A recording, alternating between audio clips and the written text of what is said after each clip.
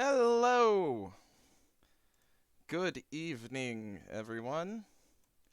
Welcome to the Colonomicon channel for another one-shot.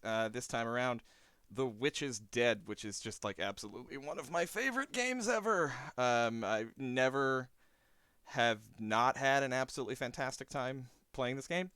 It is just so very silly in all the best ways.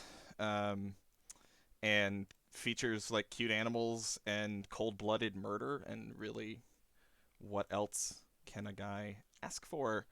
Well, I'll tell you what else I can ask for. I can ask for a ridiculously talented cast of role players, which I have. So, really, yeah, all my needs are currently met.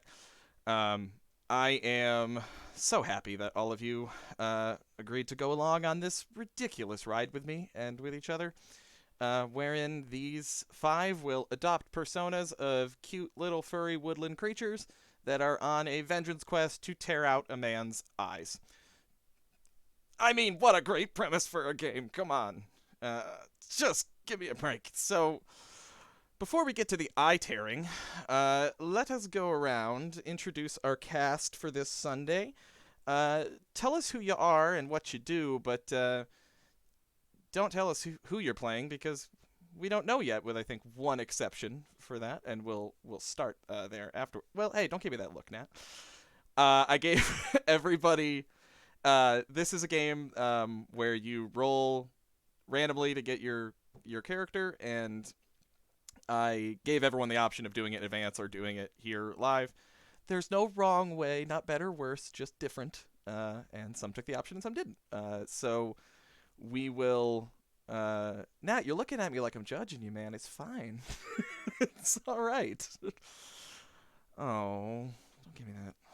All right. Well, let us go around and introduce our cast, and let me start. We will go clockwise and start to my right with Draco. What's up, Draco? Yeah,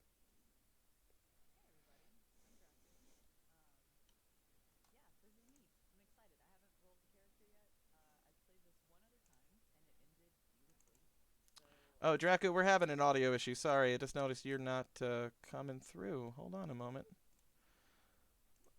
Oh, hold on a second. I know what to do. I told you it's not a stream if there's not at least one audio issue.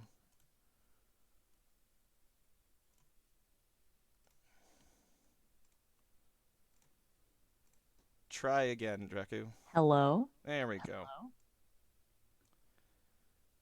Yep, you should be good. Okay. Hi, everybody. I'm Draku. Super excited to play tonight. I've played this one other time with Colin as the GM again, and it ended beautifully. So I'm hoping that we have similar chaos today, and I'm very excited about that. I'm ready. That was my first time playing it with you, and I had played it before, but only two other times before that, and you had definitely one of my favorite characters ever in The Witch is Dead. Could you tell the people who you played in that? Oh, sure. I played Nottigan the Crow, because he wasn't a raven, so I couldn't call him Nevermore. And he decided that eyes are definitely full of fiber. This may or may not be true, but eyes have fiber, so you've got to get all of the eyes. And upon the successful completion of avenging the witch and returning the eyes, he thought, "Hey, I'll put them in her mouth." And then she got really mad at that and killed him. So that was Nottingham the Crow. That uh, was the tale of Nottingham. yep.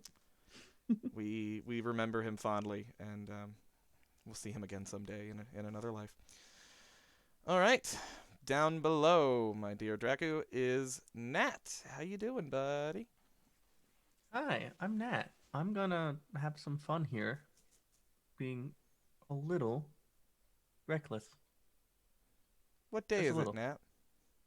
It's Tuesday. It's Tuesday. Okay, that's I on the mean, record. why would you ask that? Like It's that's always just Tuesday. obvious. Yeah. No, I know. I'm just double checking, just making sure. All right. It's always I'm Tuesday. worried I about know. you, Colin. I'm still getting down my colors and shapes. I'm still not on days of the week yet, so I got to check in every once in a while. Bold words for someone within stabbing range. Oof. This is the note we're starting on, huh? All right, Tuesday. Looking forward to seeing what you came up with for your character. This will be very fun. And to the left of Nat is my buddy Mitch. Penny for a Tail. What's up? Hello. I am Penny for a Tail. Super excited. This is the second time I'm playing this. The first time was grotesque, horrific, and made me tremble. So I am anxious to get back into it and coat my furry butt in red. So, yeah, let's do this. The best way you could have put that. Without a doubt. All right, yeah. And to your left is Ulfrigg, who I only just played with for the first time a couple weeks ago here on this channel, and you were such a goddamn delight in One Last Job, which, for my money at the time, was bar none the absolute silliest stream I have ever done, and I picked The Witch is Dead in part to try to outdo that, just so you know, like no pressure there, but... Brilliant. Me and my last 3 brain cells will do our absolute best to live up to that. I mean, I loved Trishalicious. Just that alone is one of the greatest character names I've ever seen in a game. So fantastic. How about what you looking forward to today, Ulfrigg? I am looking forward to being an adorable chaos goblin, except not an actual goblin, just a little woodland creature. Yes, we have murderous woodland creatures aplenty here. Can't wait to see you all in action. And then, finally, someone who I have not played with before, but have wanted to for a long time. We were supposed to play together in Cult.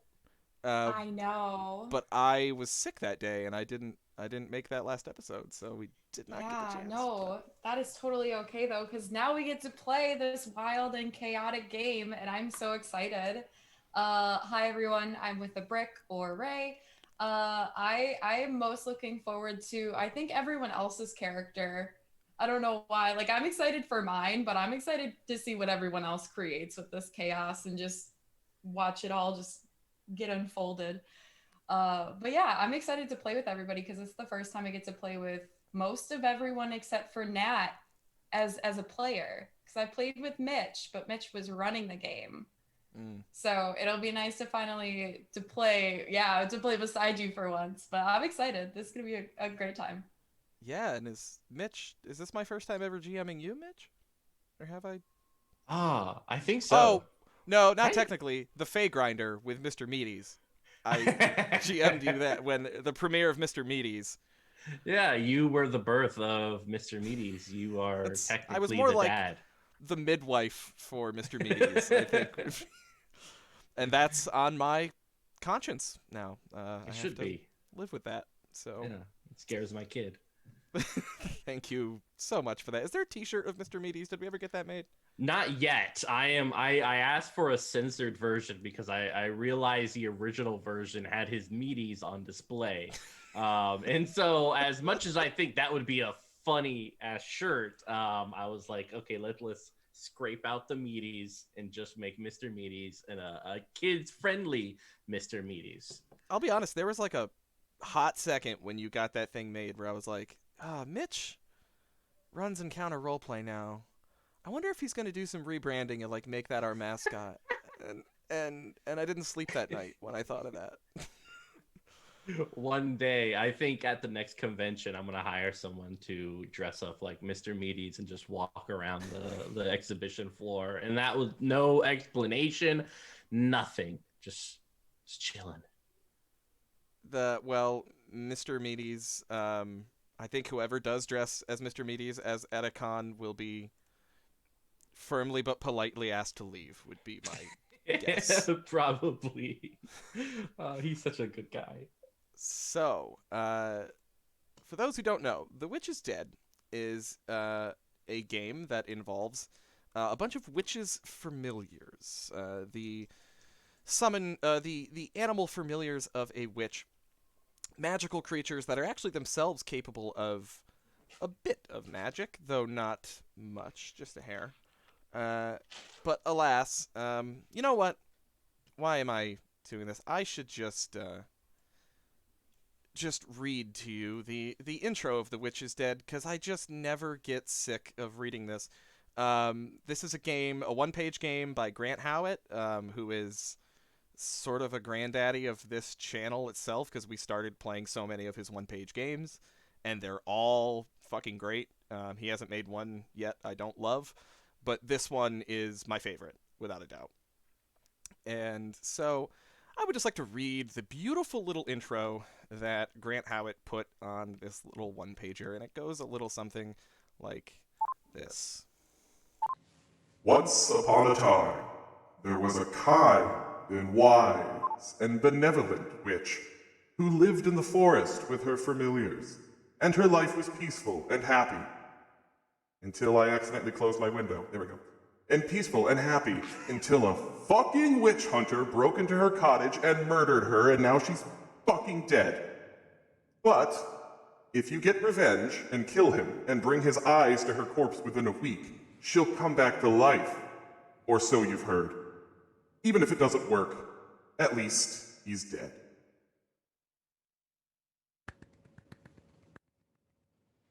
Oh, thanks. That's very kind. Oh. Did I just lose, like, everyone's... Well, I'm still here. Yeah, what the fuck just happened? That was weird. Oh no. It's down to you, and it is down to me. Oh, here, hold on a second. I don't know why that happened, but, I'm fixing it now. And... what the hell? There we go. I have no idea what happened. Huh. Anyway. Prostrum. Prostrum. I have no idea what could have possibly caused that. But anyway, that's the story. These lovely familiars have had their witch murdered by a fucking witch hunter.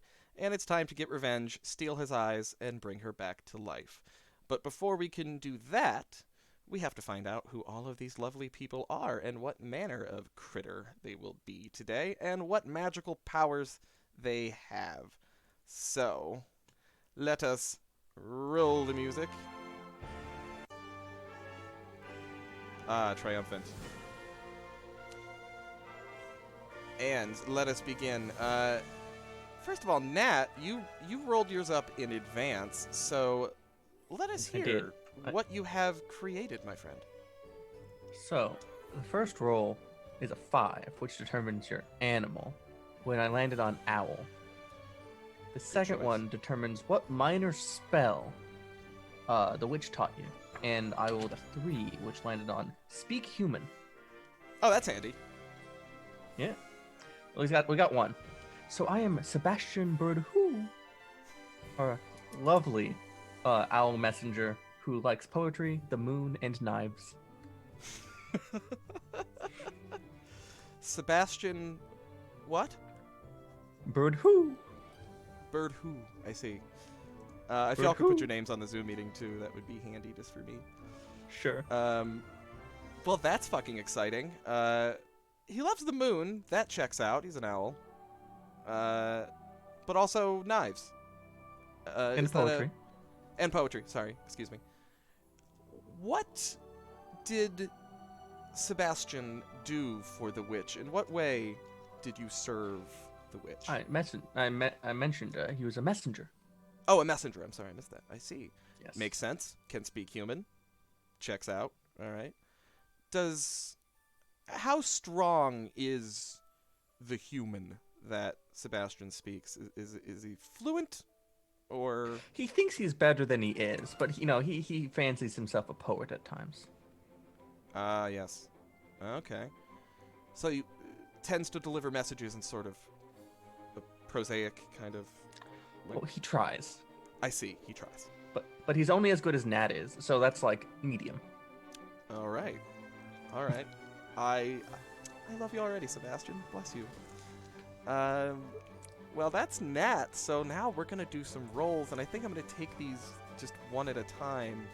And let's start where I started before with Dracu. Dracu, roll a d10, and let's see what you got. Oh, if you get this, if you get an owl, also I'll have you re-roll because I'd like to have variety and not have everyone be the same thing. I rolled a 2, so I am a cat, Nice. which I'm totally pleased with. That's fine. And the witch taught me 7. Tidy, clean, and mend. A cat that can clean. Okay. That's something. Yeah. All right. Solid. Okay. Take a minute to chew on that while everyone else rolls, and then we'll come back and talk to you. All right. So let's go down now to Mitch. Mitch, roll that d10. Okay, come on, dice. Give me some sexy. Like a T-Rex. I got a 10, which is a rat. Oh. A rat. All right. Rat's a good start. We have a cat and a rat. That's great. All right, and for my epic powers, I got a 5, which is conjure dinner. Oh, why Well, that the explains addition of the why word the rat hasn't eaten conjure the cat. with dinner makes it funnier, but it does. It's just... Oh, I did not cook this meal. No. I conjured. Yeah, I imagine like he's sitting at a table and he's hungry and he focuses really hard and then like a human head appears on the table and he's like, excellent. And they're like, what the fuck is that rat doing? Mitchell has begun with the horror already. Excellent. This is why I ask you to do things. Like, this is precisely... I know what I'm signing up for. Yeah. Wonderful. All right, so we have a rat that can conjure dinner, an owl that can speak human, and a cat that is clean and tidy. Now let's go to Mitch's left now to Ulfrigg. Okay, so that is a 7. So that's a magpie. Nice. Shiny This is gonna things. be this is gonna be hilarious because the only magpies I know anything about are the Australian magpies. So we'll see Are they what different happens. significantly from other magpies? I don't know. I don't know magpies. But I don't know what the other magpies are like. I just know that Australians are ridiculously proud of their magpies. oh, So, I know like the European magpies. Like, they're in Great Britain. okay. And an 8 for the spell, which is plant growth. Plant growth. Plant Magpie growth. that makes plants grow. Okay. Mm-hmm. Yeah, I can dig that. All right. Not shiny though. Not shiny. No, not No, shiny. no. Happy in your work, you think, for the witch? Or Oh yeah, I definitely like kept her herb garden going and everything. okay. So, fertilized it. It was well fertilized. You shit all over her garden. Is that what you're Oh saying yeah. to me? Okay. All right, just making sure we're on the same page. All right. Shit all over her garden. Got it. Right Gotta on. keep the theme going with the channel. Every time you show up, there's a shit plot line. And again, this is why I ask you to do things. I know what I'm signing up for, absolutely. All right. And finally, Ray, roll them dice. All right. So for animal, that is owl, so I will re-roll. Okay. That's cat, so I'll re-roll. Cat again. Oh my gosh. I got 4. Spider. Spider. Cool. Cool. And then my wish spell is 1. Unseen hand. Oh, I hate that. Spider with an unseen I love hand. that. I love this. Oh, that makes my skin crawl. I don't love that at all. All right. Spider with an unseen hand. Do you have an inkling of what such a creature does for a witch? You'll have I time to think about it, but I'm imagine- just curious. First impressions. First impressions, I imagine I'm like, when she's brewing, I'm just kind of like that spider that hangs over her shoulder and like gives her kind of like tidbit advice, and like my unseen hand kind of helps her bring things to the potion cauldron. Oh, okay. That's so I'm a interesting. wise old spider. Yeah, see, Wise Old Spider seems like a very different character from when you first told me about the accent you wish to use for this Yeah, game. It's, we'll figure it out. I- We'll Don't change figure the it accent. out. I, No, I I don't think think it's I'm still a going great to. idea. I don't think I'm going to. I'm just gonna try to be an older lady while doing it. Just take that, take the voice you're already planning, add like 30 years of smoking, Yes. and yeah, that's basically it. Yes. Perfect. We'll try. We'll try. And now I am going to do some rolls so that we can learn about the village you're going to, where the witch hunter's hiding, learn about the witch hunter, and the final one I will keep secret, the story twist when it comes up. So let us begin. I'm going to roll a d10 twice here. So I got the village is 5. Incredibly superstitious. That's a fun one. Probably Excellent. pretty freaked out by, like, adorable creatures that have magic powers, would be my guess. May not have the most welcome reception. Alright, the village is incredibly superstitious, and 6. At war with forest tribes. I've never had that one before. That's wild.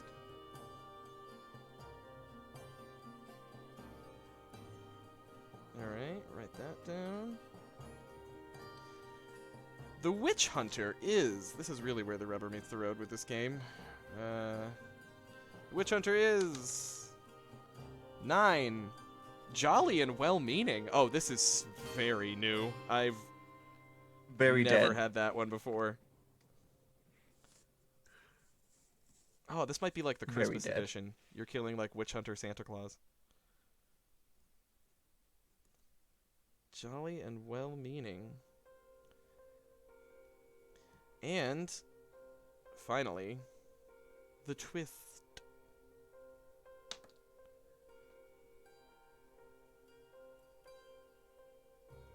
All right.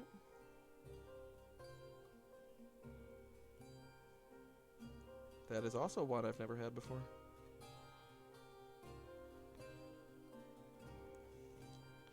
All right, well, on just one side of a... Cover that up, but on just one side of an index card, we have the whole story sketched out here. So, what we're going to do is take a 10-minute break to give everyone a wee bit of time, and myself included, time to think of their characters, and in my case, think of a scenario, what is going to happen in the next... over the next couple hours, what weird shit is about to unfold. So stick around. We will be right back. I'm going to throw up a timer for 10 minutes, and then we'll be back for The Witch is Dead.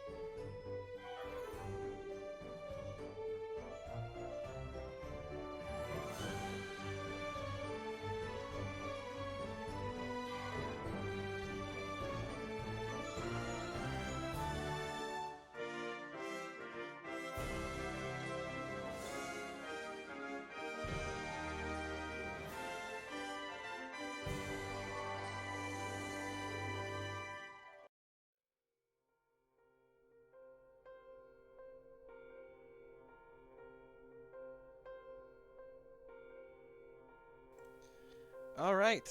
Hello, everybody. Welcome back. You can see why it took a little extra time, because look what they did. Look what they did. You leave them alone for 10 minutes, and they come back with extra eyes. And a beak. And, I mean, I know Dracu can do whiskers. I see her do it every Monday, but this is a different flavor of whisker, to be sure. That was amazing. Watching, like, the minute we went, you know, the minute we went to the break screen, they all just immediately flew into action and just started doing everything in this insane, just, y'all are a blessing, thank you. Oh, before we start, I just noticed I want to give a thank you to our friends Savvy and her husband over at Game Nights, that's gamed with 2 G's and Nights with a K, as I've learned to pitch, for hosting us. That's very nice of you. Alright, so let us begin a very sad tale, as it does involve murder. You all have been in service to the witch Matilda. Matilda lives alone in a little hut in the woods at the edge of a village, 2 villages to be precise. There is the village right nearby in the woods itself, not far from her hut, that is a village of gnomes, populated entirely by gnomes. These gnomes are not the gnomes you may know of from fantasy. They are not happy-go-lucky. They do not sing songs as they tinker and hammer away. They are a difficult bunch, these gnomes. Very warlike, very angry at the nearby village of humans, and have taken every opportunity for the last, well, none of you are very old, being critters all, but long before, let's say, 2 generations of humans, and in that time, 20 generations of adorable woodland creatures such as yourselves. They have constantly been at each other's throats, this warring gnome tribe and the nearby human village. But the sort of bridge between these 2 warring worlds has long been Matilda. Matilda, who does business with the gnomes, takes potion ingredients from them that they hunt, and she pays them with simple hedge magic that can cure a boil or stop a headache or a cold, heal wounds from battle. And she also has dealings in the human village as well. These things all have proper names, but being woodland creatures, you don't know such things. Only one of you is even capable of speaking human whatsoever. The nearby human village has... Oh my word. That was just a moment, everyone. Oh god. What have you done? We found his final form.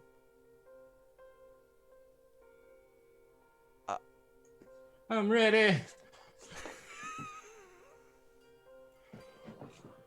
I think I prefer the meaties too. It's a bit of Georgie Denborough from It, with whiskers. Man, that threw off my flow. I don't even know. Anyway. Yeah, just roll with it, Cadence. You know how it goes. So anyway. The Witch Matilda has long been a bridge between these 2 warring factions, these savage gnomes on one side who take every opportunity to harry and harass the nearby village, and then this nearby deeply, deeply superstitious village of people who believe that somehow the war with the gnomes is punishment for decades of decadence and sinful behavior. And when they look for an enemy, when they look for who is bringing down the wrath of God upon their tiny little village, they don't have to look far to see the culprit. Matilda. That heathen that lives outside of their civilized village, she does all manner of ritual and magics and arcane tomfoolery back at her hut. Surely she is the culprit. If only we could do away with that awful, awful witch, perhaps then the war would be over. Perhaps the punishments will cease. Many have thought this. Children are tucked into bed at night with tales of the evil witch Matilda, and how someday a hero would rise to rid the village of her. All of you adorable woodland creatures, you never heard those tales. You grew up with this beautiful witch, long, silver hair, dressed in the most exquisite stitched-together rags that she made herself, scraps taken from the nearby gnome village, bits traded from the humans. She was kind. She was good to all of you. She took care of you, and in turn, you helped take care of her. You've never heard of this awful woman that supposedly brings wrath and ruination down upon the nearby humans? No, that was not the Matilda you knew. The Matilda you knew was perfect. Which is why it was such a dark day in all of your lives. The day that you lost her. You remember it so clearly, as it only happened about a minute ago. You see, there was a knock at the door. You heard a man. Sounded portly, stout, speaking in sort of a very triumphant brogue voice to Matilda. Though you do not understand the specifics of their conversation, you remember his voice so very clearly, so jolly, so amiable. Doesn't sound like anyone capable of doing such a thing like murder. And yet, they talked for a while at the door, speaking in pleasing overtures. And then, as he turned to leave, she dropped dead, right there in the doorway, falling to the ground, clutching at her chest, her mouth foaming, a sickly pink foam. The witch hunter looking about, panicked, before hopping on his horse and galloping at full sprint toward the human village. As we sit here now in this beautiful little hut, Matilda has stopped moving. Her eyes no longer roll in their sockets. She doesn't do so much as blink. She has gone cold. I'm going to say the first, picking at random, the first to find Matilda was her spider companion, Itsy Webster.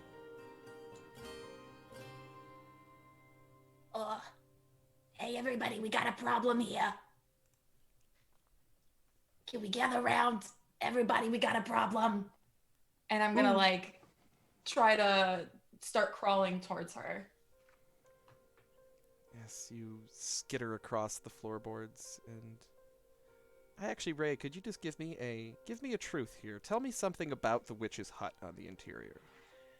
The inside is it's small. It's a small interior. It's like a one studio apartment. So on the one end, I imagine her having like a bed and a chest, and the other end is kind of like an immediate kitchen where that's more so where you can tell she spends her time and her energy. It's all kind of like cluttered and messy, and there's things thrown and put everywhere and shelving, but it's a very small interior.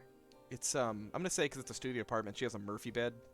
Yeah. That she flips down from the wall, underneath which is her ritual circle that she keeps beneath it. She was in the middle of a ritual when she was interrupted by the witch hunter. The candles are still lit. Incense is still burning. Alas, it will never be completed. And as Itsy Webster calls for everyone to circle up because we got a problem over here, the first to answer the call is Cawlie.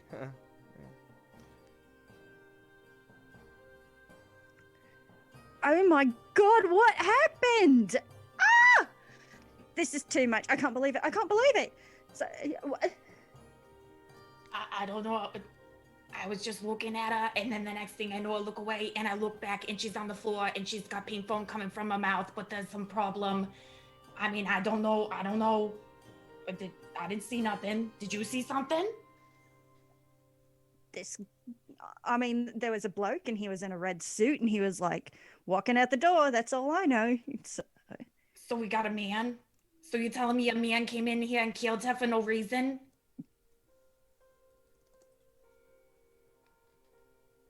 Yeah? We got a problem here. Now I'm gonna try and find the rest of everybody else. Yes, and the next to answer the call nearest by is Cindy. Cindy, what are you doing in the witch's hut? And while you're at it, give me another truth about the hut and where you reside within it. Well, Cindy Clawford is relaxing in the windowsill, asleep, as cats do. And specifically, she is completely ignoring the mess that Webster described, because her little corner that she sleeps in is absolutely pristine. And she is currently just, curled up in a little ball. There's some nice sun coming through this window. And there is a little bench on the floor about cat height, specifically for her to eat out of, because of course. And there's no food in there, obviously. It's only half full, so I'm starving. So I'm napping to forget my worries right now. It's half full, so you've never eaten before in your life. Never. And someone really needs to remedy this immediately. Mm-hmm. And you hear Itsy call out to you. You're just sort of curled up when you hear that tone of great consternation in your friend Itsy. She sounds very, very perturbed, and you rouse yourself and see Matilda. Yeah, big stretch, first of all, of course. Big cat stretch. Yeah. Sure. Flex the claws. Right on. Itsy, did you get your leg stepped on again? No, in the last time I told you I was fine. I figured it out. It's about the witch. It's about Matilda. Do you see her on the floor? Is she moving? Well, she's napping, obviously. That's what I was doing before you caused such a racket. No, what's the stuff coming from her mouth then? She's got some stuff coming out of her mouth. Can you help figure this? I'm too small. And Cindy will go ahead and hop down, because maybe it's food. I don't know. And she's gonna go and give a little tentative sniff. You sniff Matilda. And this is a weird question. Where are you sniffing her specifically? Towards the mouth, probably right near at the corner. Mouth. Yeah. Yeah. Mm. You see that yes, this pink bubbling foam has come up from her mouth. You smell that metallic tinge of blood. And also chocolate. Just the slightest hint of chocolate. And you see a little brown smear at the corner of her mouth. Okay, see, that's the problem. And Cindy, like, does a little blink and uses her magic to clean the witch's mouth. And now everything is nice and clean. And she... You will have to roll for that because using magic is always dangerous. Oh, please. I will roll happily. I will say, though, because you do this is routine, this is a simple task, so you only need to roll a 6 to succeed. Okay. And I'm going to use your, we're going to call this, clever, so add your clever bonus, which My you're a 0 cat, clever. which is 0, so. I rolled a 2. All right. Take a point of danger. Keep track of that. That'll go up. And you clean all the time, and yet somehow you fuck this up, and that's just fascinating in itself. What does it look like when you use your magic to clean? I imagine that she does the little scrunchy cat face that cats do when they sniff something bad. And then just a little glittery, just it's supposed to disappear. Okay, yeah. But what happens this time is it just kind of smears. You like the pink foam and the chocolate, which now, like, as it kind of spreads, you see there was a lot of chocolate in her mouth, actually, and just that little bit is hanging out of the corner of her mouth. But there's just it's gross. Real mess. And, you know, everyone, Itsy and Cawlie can see very clearly that you just did something really nasty to a corpse.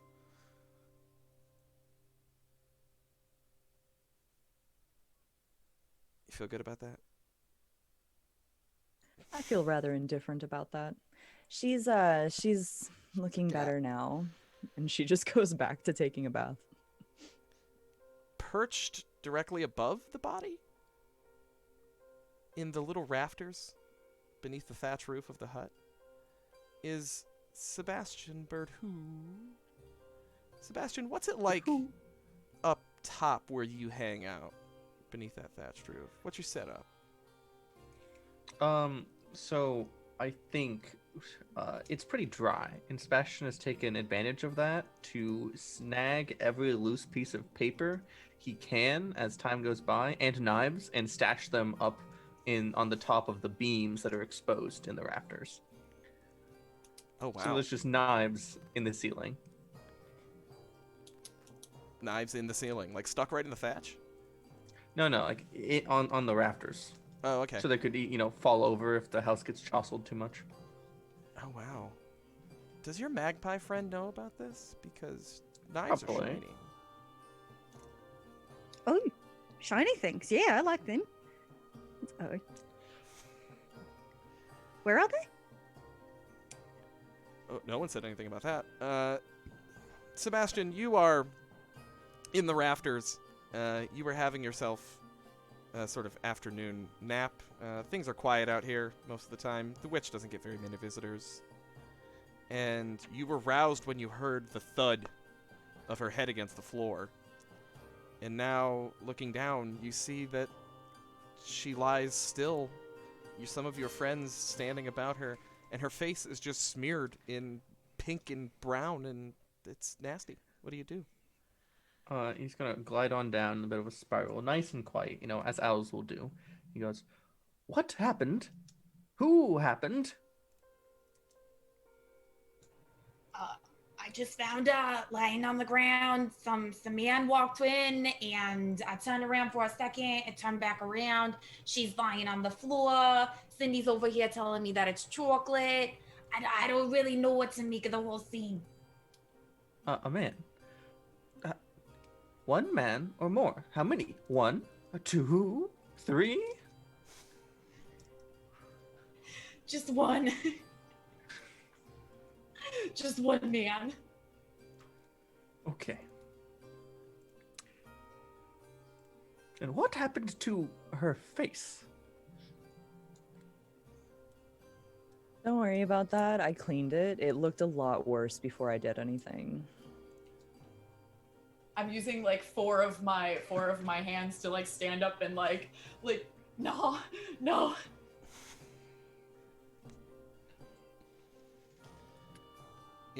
sure you did your best. She did not.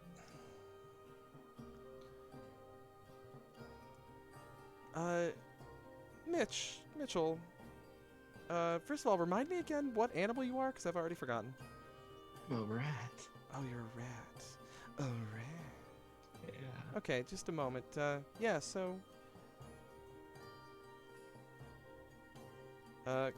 Gog'thun. Do I have that right? Yes.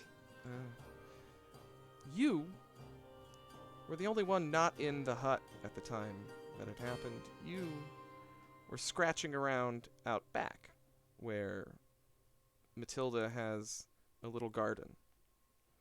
There's a little hole right there in the foundation of the hut where you can slip in and out very easily. And oftentimes, when she's working in the garden, Matilda drops little things out there, little scraps of food and whatnot.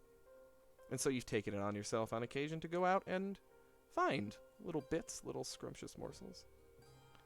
And on this particular occasion, you're coming back into the hut with your cheeks filled with little things you found. What did you find? He found little bits of red berries, which kind of gush in his mouth and drip from his lips onto the ground. Oh, what an image. As you re-enter into the hut, you are struck by the sight first of Matilda's feet.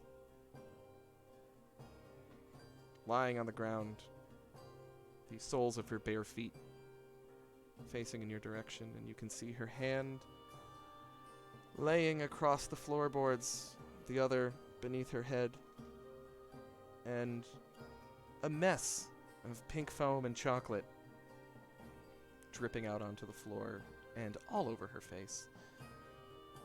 How do you react to that?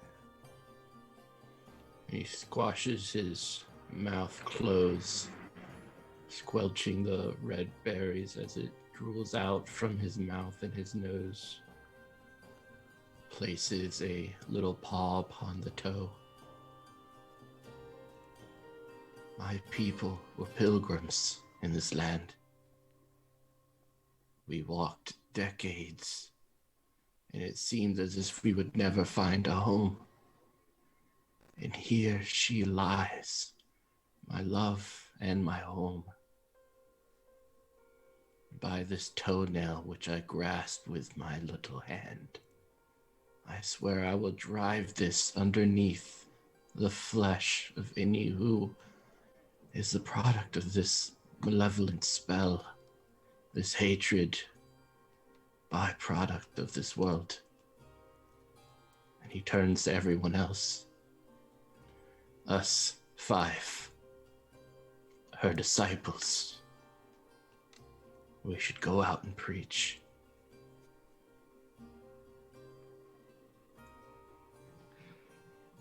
Excuse me?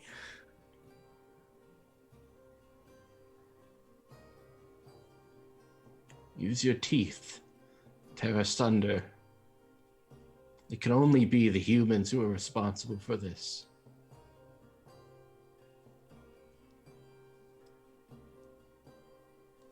No one disagrees. We all know it's the truth. So unto... Which one? Oh, I stop at 1. We will not act with precision, but with anger. Reap the field.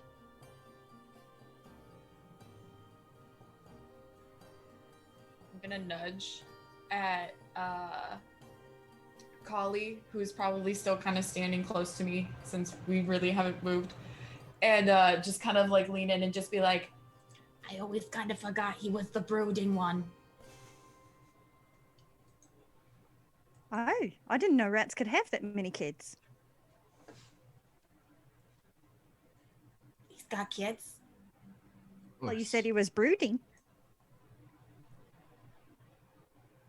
Badumtis. All right.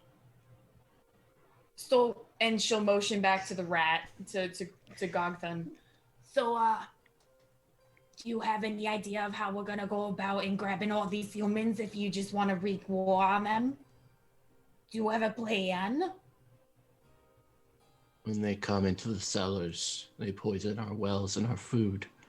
I've watched my sons and daughters twisted and distorted under these poisons, twitching for hours on end, begging me for sweet release.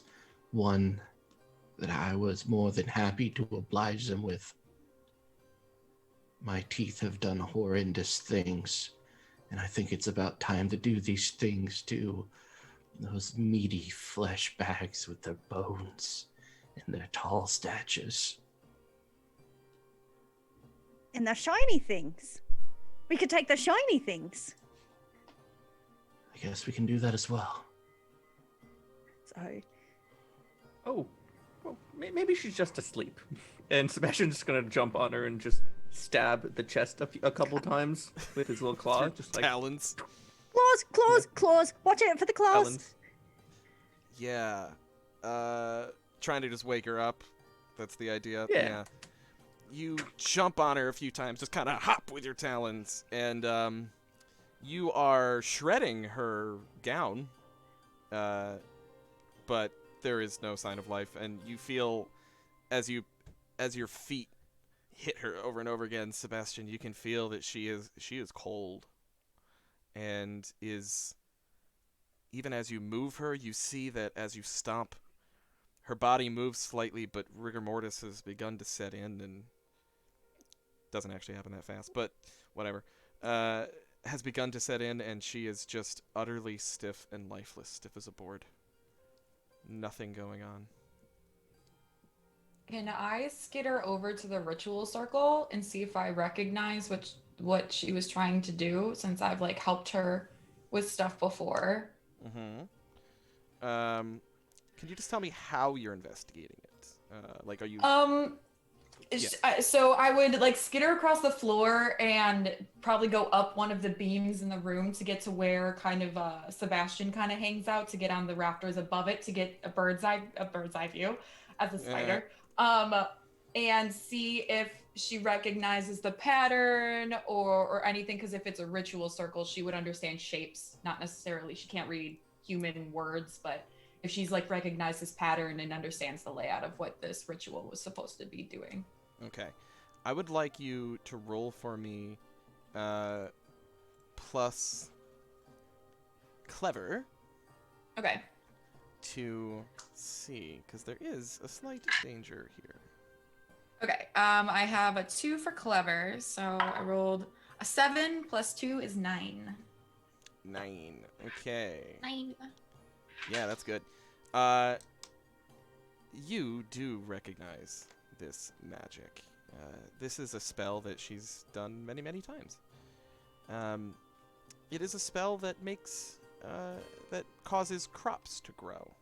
It's a very, very egalitarian witch that she was. This simple ritual, sometimes the humans pay her to perform it, sometimes the gnomes pay her to perform it.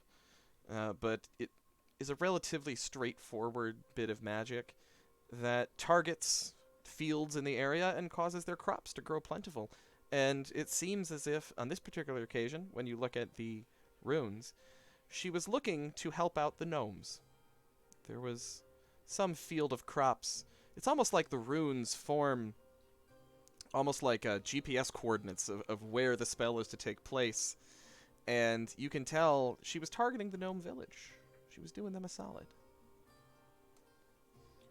I'll skitter back down because I'm way too far away for my spider voice to carry across the room. So I will skitter down and run all the way back to the group where they are on her body and just go, All right, so the only lead that we've got from her is that she was that thing over in the corner, you know, when she goes the hoo ha ha, the poof magics. She was helping out the gnomes with the crops. she's trying to make them grow. So if she's helping out the gnomes, then our little rat friend over here, I mean, it's probably a human. I would assume it's a human. Excellent.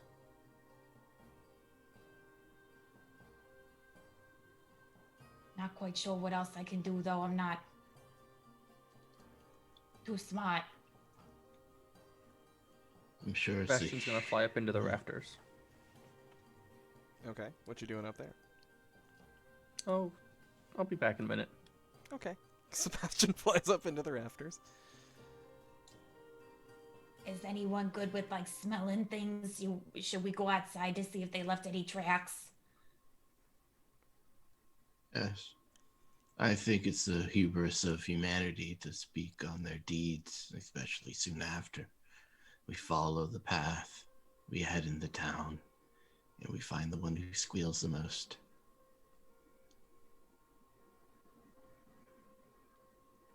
I think Then I what? like this one. I just feel like Gog'thun's been waiting for this moment his entire life. Like, at long last, we shall reveal ourselves to the Jedi. Sebastian. We shall have revenge. Yes, Sebastian. Sebastian's gonna fly back down with just the bluntest kitchen knife you have ever seen, and just say, "Peace was never an option." Was it? No. Let me conjure us a meal, and like the Baptist, we will go out in pilgrim. Shall we? And he You're gonna will. conjure I have meal. literally not eaten all day, so yeah. You will try to conjure milk and honey. Roll for it. I'm going to. It's milk and honey is the meal you want to make. That's the whole meal, just milk and honey. Y'all are gonna have no Yes. buns. That's all right. Exactly. It's approaching dinner. All right. Well, I'll call that simple. It's just 2 basic food items, so just don't roll under a 6. What am I rolling again? A D10 and Oh, add that your was- add your clever to it, little rat, which for you is a 1. I got a 6. That is exactly what you needed. Yes. And describe to me what your conjured meal of milk and honey looks like, Gog'thun. Excellent. In a small skull. Human Painted. skull? It's hard to tell. Something ancient and archaic. Within it is warm white milk with bits of chunky crispiness at the edge of it. There is a wonderful, happy face of honey on the top of it, as if some barista had an excited time upon it. He places this cup before everyone. They will love me for that which destroys me. The sword in my dreams, the dust of my thoughts, the sickness that breeds the folds of my mind. And with that, dear comrades, let's take a sip of this together as a symbol of our pilgrimage. Yes. Are you gonna drink it, Gog'thun? Oh, yeah. How does it like a lift the skull and pour back, or is it like a shove your face in it? To shove your face in it. Oh hell yeah. Okay. Anyone else joining? Oh yeah. Cindy just Cawlie. takes a paw and does the whole like dip the paw and lick it off the paw thing. She just goes back a few times. Yeah. Sebastian, you joining this one? Oh yes. Oh good. Okay. It's not really any good way I can think of to manage that, but he'll try. All right. So, Gog'thun told me a moment ago that he summoned a skull full of milk that had, I believe, chunky, crispy bits at the edges. Was the phrase you used? Yes, it's the Yeah. good part. That's yep.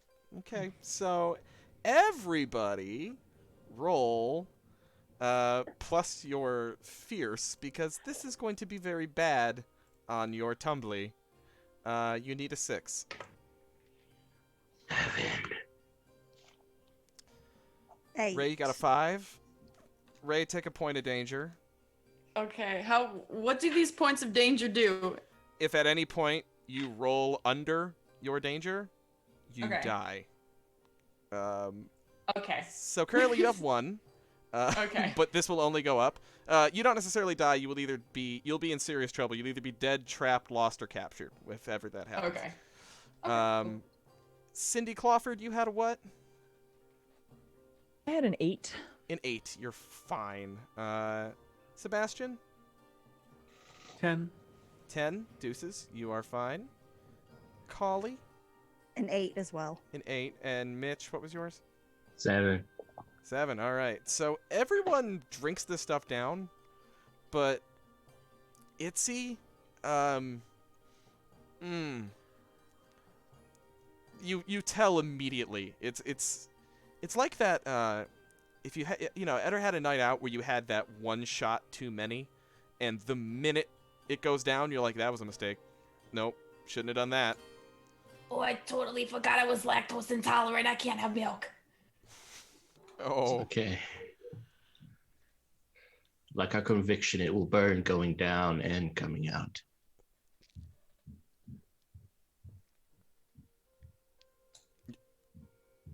I don't even know what to say to that.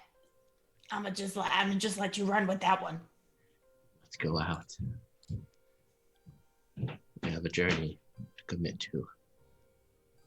You know, Gog'thun, I've talked to almost half a dozen humans in my time. Most of them don't put quite so much effort into all of their words like you do. I find it quite fascinating. Rat King is clear on how we should speak and how we should act.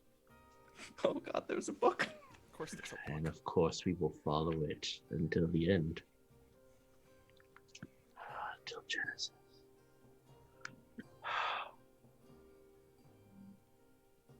I like the edges of your book. Those pages are so shiny. Thank you. Can I see them? Of course, you may. Ooh. What do you do with it, Cawlie? Oh, it's mine now.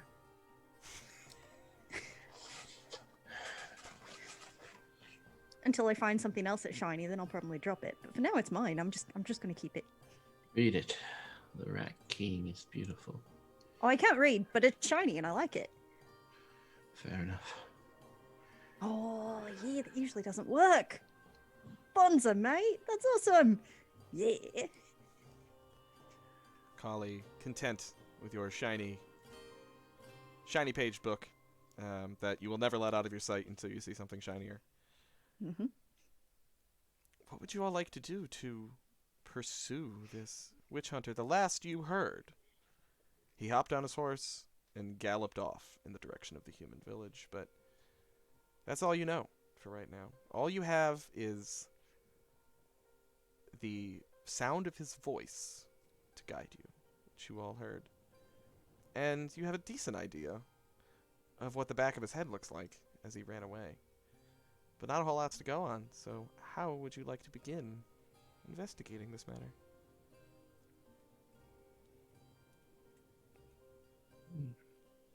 The horse must have shit on the way out, as excited as horses get upon being ridden by humanity. We should sniff it, taste it, and find where it lays its head. You're gonna look for horse shit? Oh yeah. Did you have to say it that way? Oh yeah. I believe it was required. Oh, stream cat. 2 stream cats. I'm counting Draco in that, yeah. Aw. Oh, I'm so easily distracted. Alright. You skitter beneath the door, Gog'thun, of the hut. and step out into the witch's front yard. A paved stone, not paved, stone path, just rocks dug into the ground, lined on either side with sort of low wooden post and chicken wire holding in, well, on one side, a chicken coop, and on the other, a secondary garden. This is where she grows her herbs. The vegetables are in the back, but here is where she grows her parsley, sage, rosemary, thyme, and marijuana. And then at the edge of the path is a hitching post where visitors would hitch their livestock animals. And you see at that hitching post a small puddle and a mound of shit. God, yes. Oh. Salvation. Feces. He will go to it as if looking upon rapture and dip a little paw in it and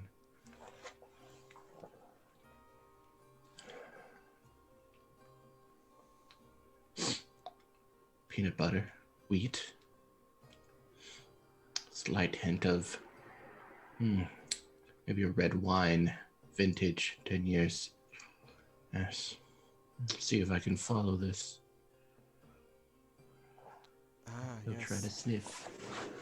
You sniff, and whatever other sensory things you do with it, I don't necessarily need all the details, to get an idea of its precise origin.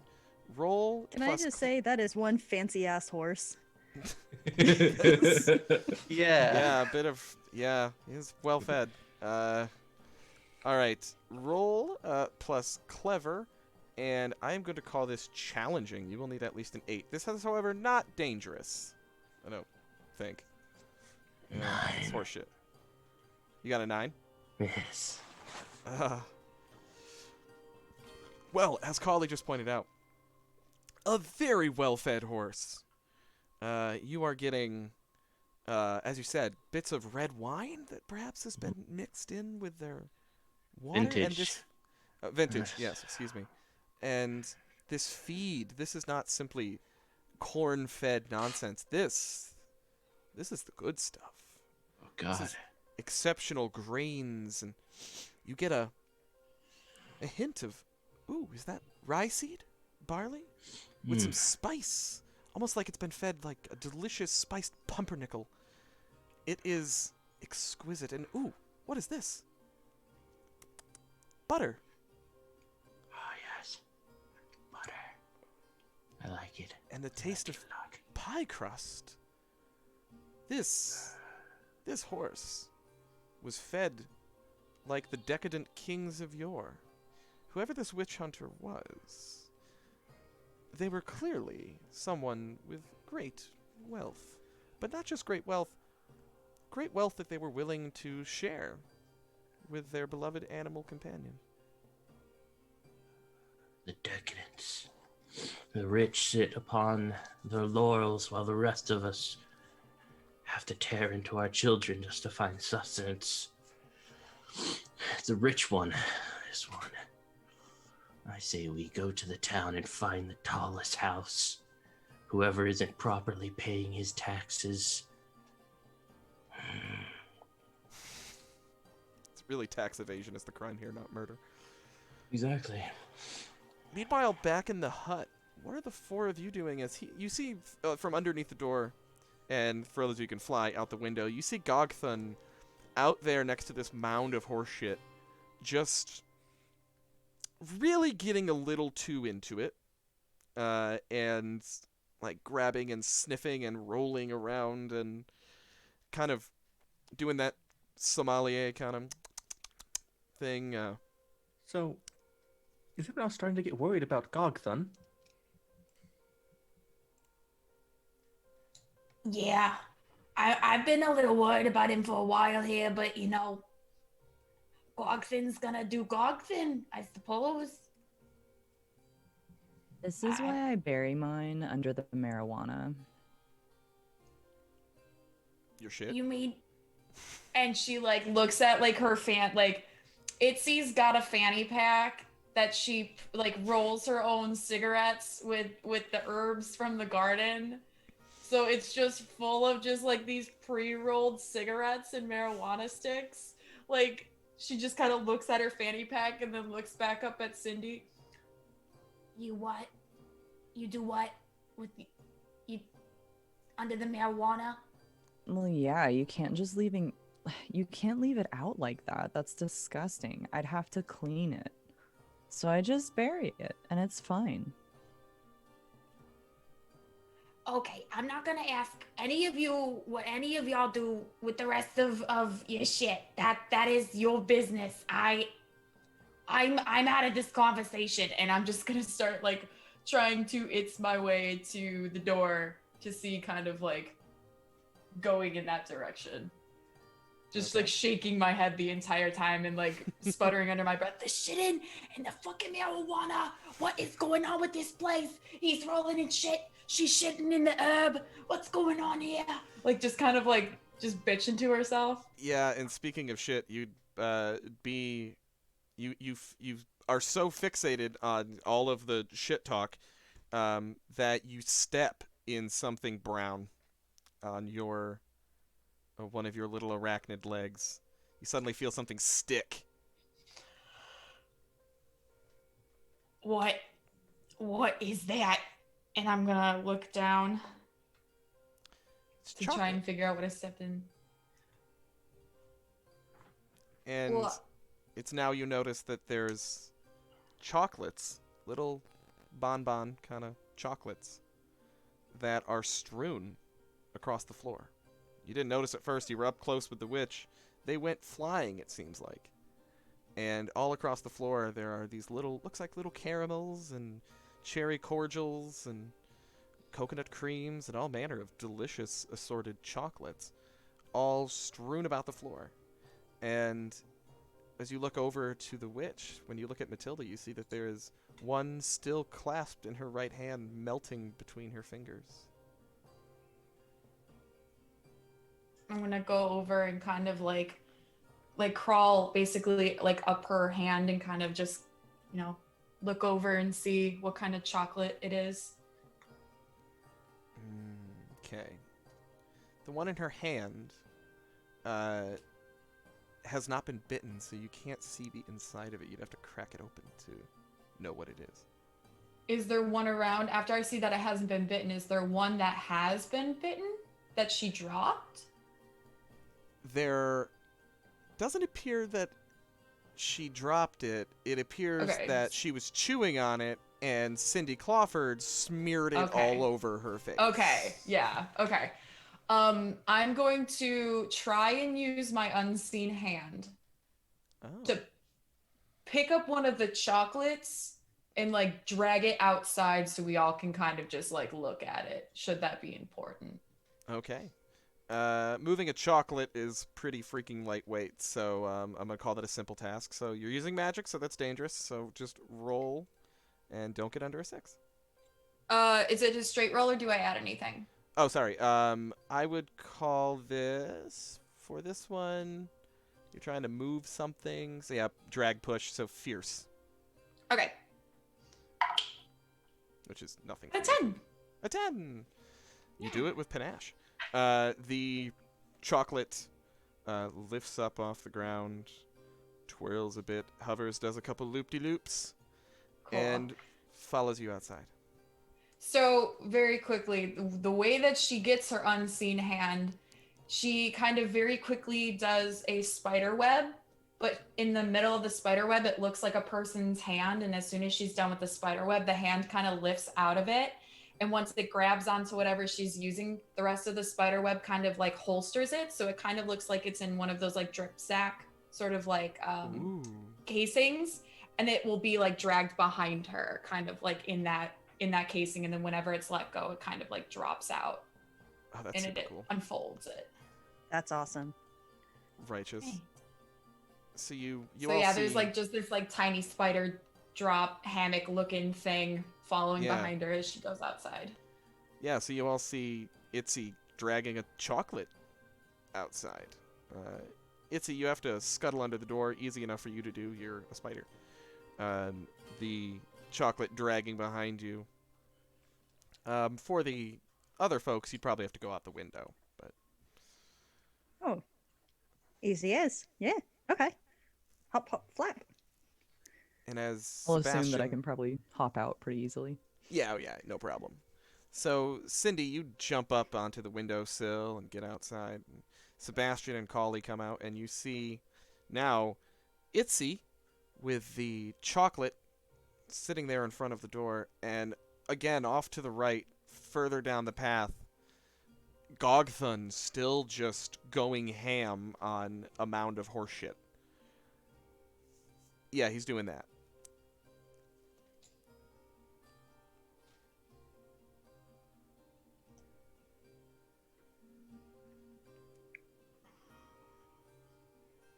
Well, are we going to like go after them, or are we going to sit here eating our dinner again?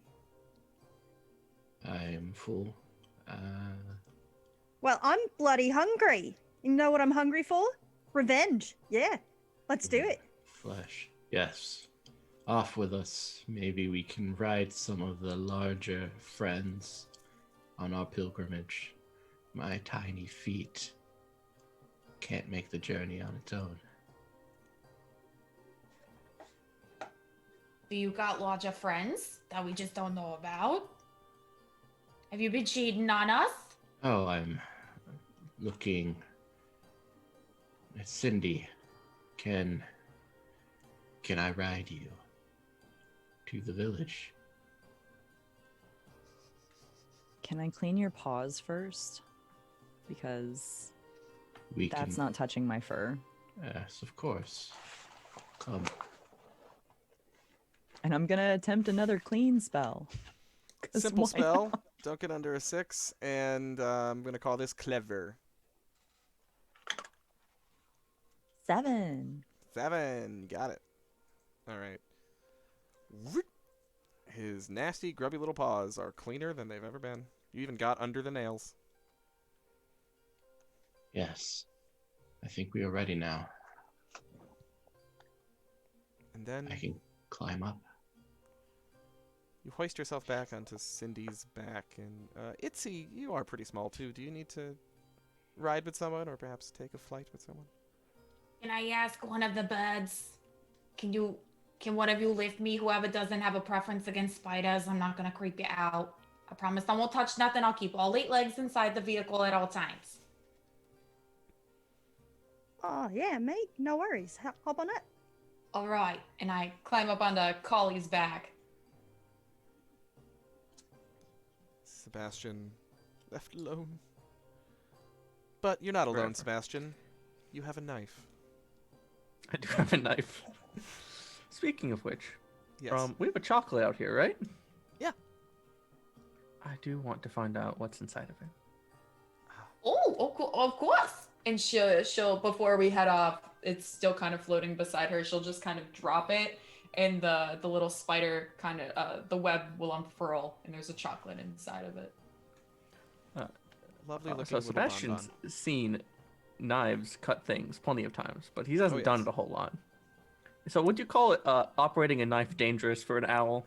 Yeah, sure would. I mean, generally, yeah. I mean, yeah, definitely dangerous. So that's going to be Yeah. a fierce roll.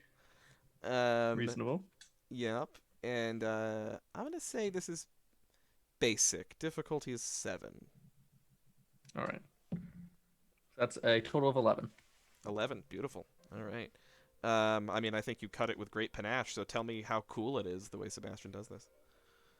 So I think Sebastian kind of hangs it off of his talon, because owls kind of grab things pretty good with their 4 talons set up.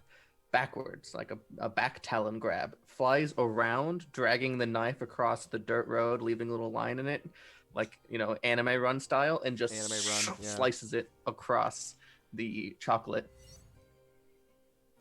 Oh, nice. And you easily through the chocolate. It's does that again. You got me in my head on it now, but like a anime thing. You do the anime run, and it does that thing where you slice through it, and then it looks like you didn't even do anything, and then it falls apart. Just and 2 perfectly symmetrical slices of chocolate, and on the inside is, well, it looks like caramel.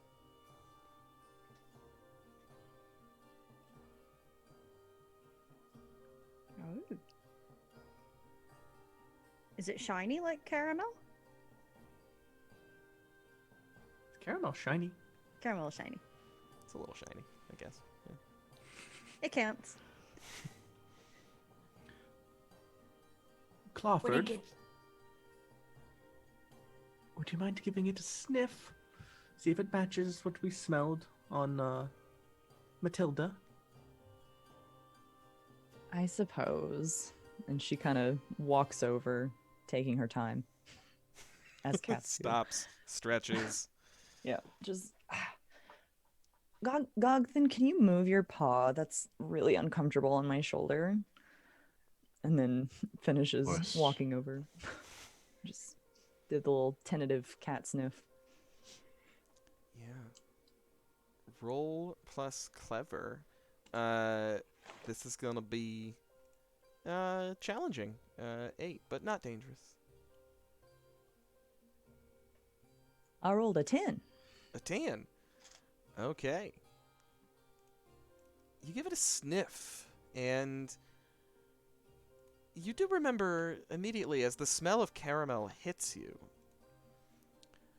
You recall that smell very clearly, just sort of one of those olfactory memories, a kind of sensory recall, and you remember that Matilda loved caramel. It was her favorite in any chocolate assortment. She adored caramel. And you remember now that you smelled that same exact scent very recently. When you sniffed Matilda's mouth, you got the smell of blood and chocolate, but now you just realized there was just that hint of caramel also. It appears that this chocolate, though not the one she ate, is one of the ones that she ate. You don't know if all the other chocolates are the same, but this is definitely the same thing that was in her mouth. Her last meal. Oh yeah, that's caramel. She definitely was eating something like this.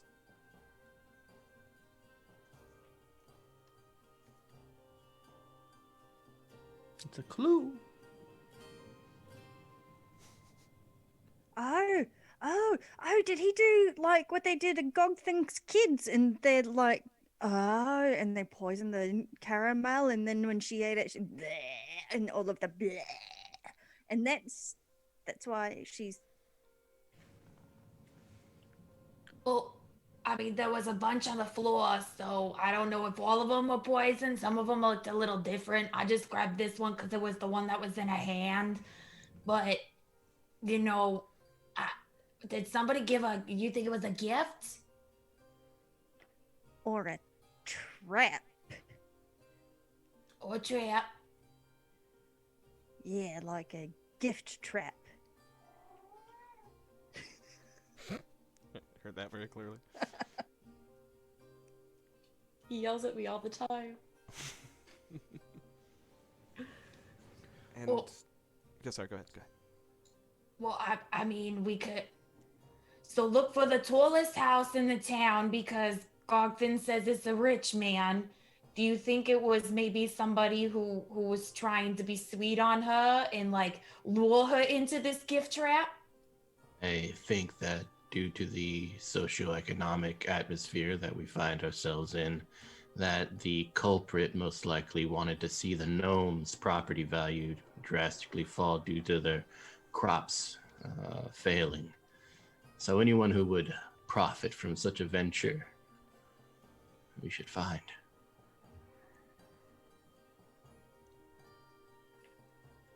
And Itsy, as you say that, you remember something. Seeing this chocolate, Matilda's last meal, laid out before you.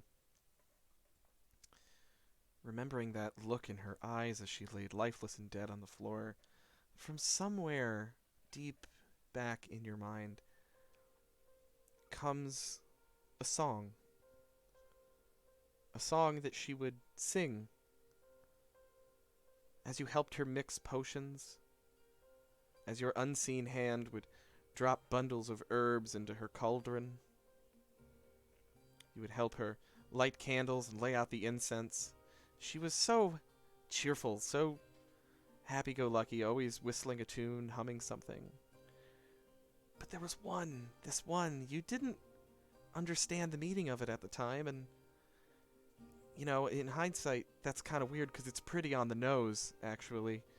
But a little tune she would sing to all of her familiar friends. A warning, a mnemonic for them to remember what to do if ever she was killed. And it rises in the back of your mind now, swelling into a full gospel choir singing, "If Matilda dies, steal the killer's eyes, steal his eyes, steal his eyes, steal his eyes. Everybody now, if Matilda dies, steal the killer's eyes, steal his eyes, steal his eyes, steal his eyes." And you know what you have to do. Well, everybody, I just wanna reiterate, you know the song. Does everybody remember the song that she used to sing about the eyes? So if she dies, get his eyes. She used to sing it all the time. So anybody got an obsession with eyes over here? Because I mean, I got a bunch of them. Please don't gouge my eyes out. I need them very often. But what I'm saying is maybe we should decide to get this guy's eyes, huh? I am enthusiastic, pleased. Yes. Let's take his eyes. Every part. I mean, I just want to be on the same level as all of you. You know, we just gotta do what we gotta do to get it back, you know? We've all committed murder before. I think this will be merely a walk in the park. Just taking the temperature of the Wait. room here. Has everyone committed murder? I'm a cat. I'm sure I have. Yeah. Fair. Of like other woodland creatures, let's be honest. That's me. I mean, No, go ahead. Cawlie hasn't. That's a crow thing. No self-respecting magpie. Mm. And I kill bugs. Kind of my own kind, so I'm kind of like a serial killer. I got no problem with eyes. I've always admired you, Itsy, Webster. For the rest of us, we shall baptize ourselves tonight in such a ceremonious act and become more than family.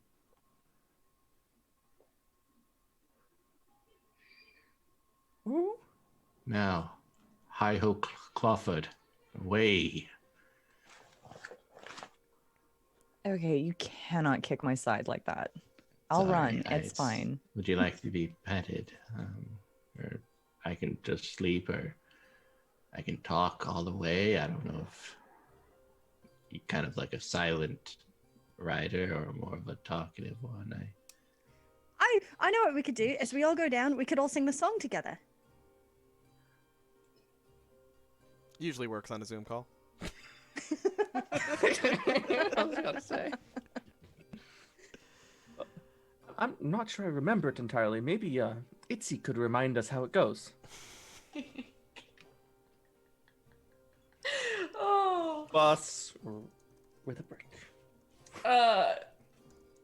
If the killer if Our Lady dies, get the killer's eyes. Yeah, get the killer's eyes. If she dies, you gotta get his eyes. Hey! That Get is his eyes. exactly right. Get his eyes. Get his eyes. And away we go. And away you all do go. We'll get at least one of you else to sing that stupid song before this is over. We'll find a time. Will you? I will certainly try. You run, you fly. Cindy, you pound the mud with your paws, running through the woods, making a bit of a mess.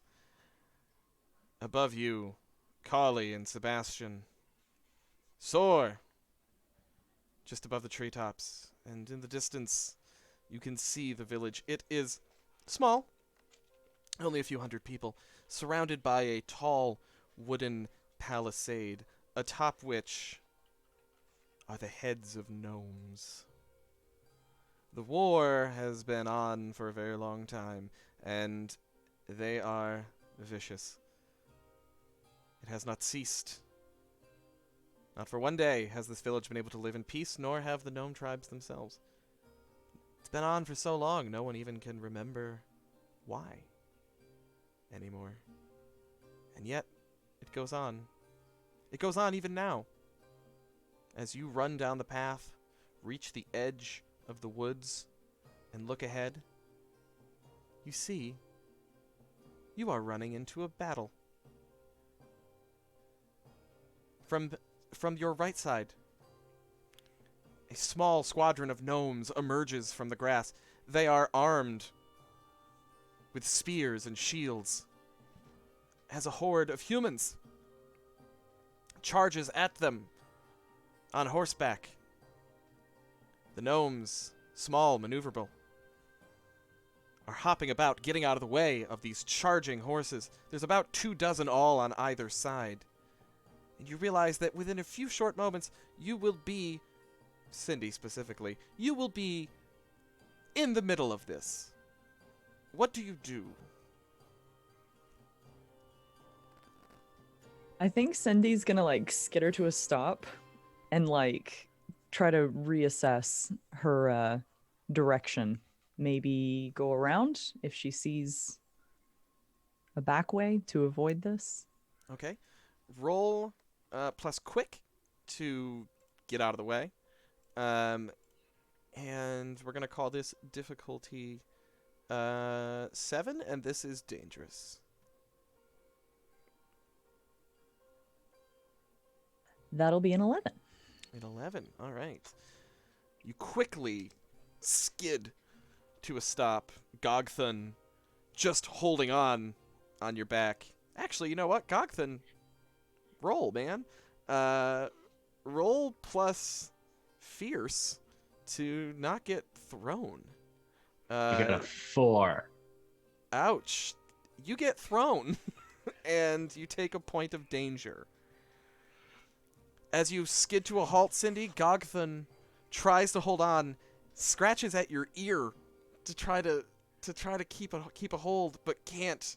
As he pulls away, you feel his exceptionally clean rat nails dig into your ear as he goes flying off. In the sky above, Sebastien and Cawlie see Gog'thun in slow motion falling into the middle of this fracas of gnomes and humans that are just now colliding with each other. In the center of that pack, somewhere in the middle of this melee, Gog'thun is down in there somewhere. Gog'thun, roll. No, we're going to hold off on you. For now, you're lost down in there. Everyone else, what do you do? And lo, I become destroyer of worlds. I have an idea. Oh, go for it. So Sebastien, the knife-wielding owl, wants to. So this is the most people he's ever seen at once. He wants to fly down and try to get his friend, and obviously they will be entirely reticent to this request. So he's going to speak human and have the knife-wielding owl fly in there, shouting, "I have to get to my friend! Please get out of the way! Please, excuse me!" I'm sure that will work great. I'm sure. So that's gonna be difficult and dangerous. So Do I need to roll for the spell and then to try to get Gog'thun, or is it just one? I'll do this all one, because I think the way I look at it is that if your spell works, that's at least gonna stop the proceedings enough for a moment, because people are gonna be like, "The fuck, a talking owl with a knife," and that will give you at least a bit of an opening. So I'm gonna roll. I'm gonna have you roll plus clever, and you need to get a 9 or higher. And this is dangerous. I assumed. That was a total of 10. 7 plus 3 Oh! on the owl. Beautiful. Excuse me, coming through. Yeah, so tell me what you say. Give me the whole message. Excuse me, coming through. Grab my friend. Whoo, get out of the way. Whoo, please, excuse me. It's all fine. Just you can resume in a minute. just diving into approximately where he saw Gog'thun disappear into the dust. And as you swoop down, the human with this knife-wielding owl, this extremely polite knife-wielding owl, swooping down at this melee. There's about, like I said, there's 24 on either side fighting, and they just stop and look up at you, and you hear a gnome say, "What the fuck?" And a human look down at him and say, "Yeah, what the fuck? That's fucking weird. Do you want to... Yeah, how about we just, Yeah, how about we... Okay." And they just back away from each other and look incredibly confused.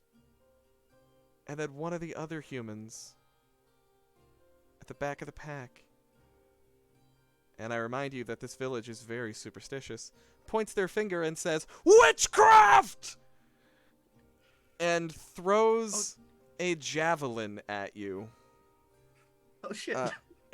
Roll plus quick.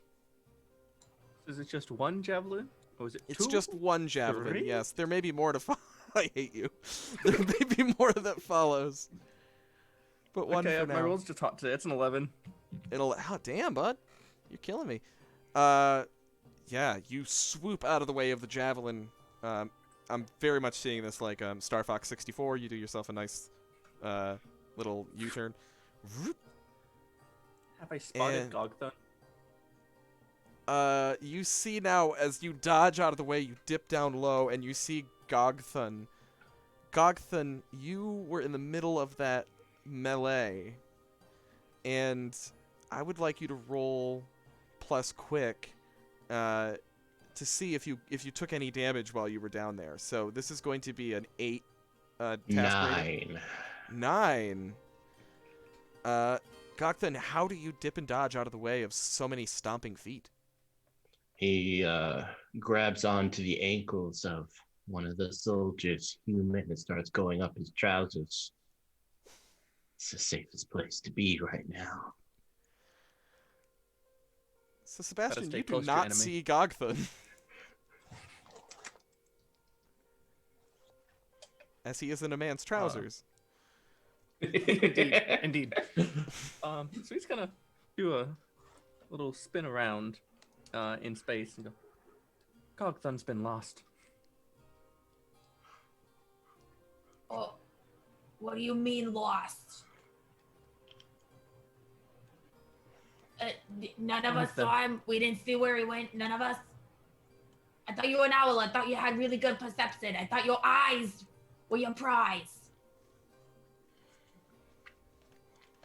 What do we do?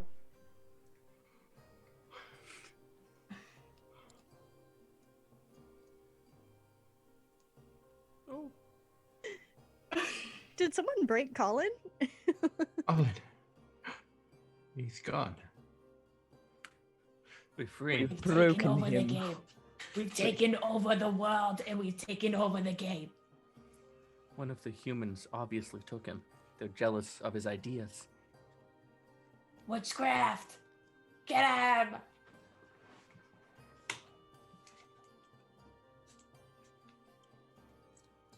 I think.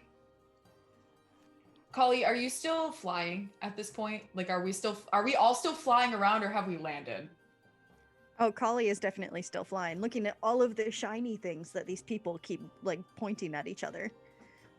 Because they're so shiny. And they're just like giving them to each other. It's amazing. Giving them.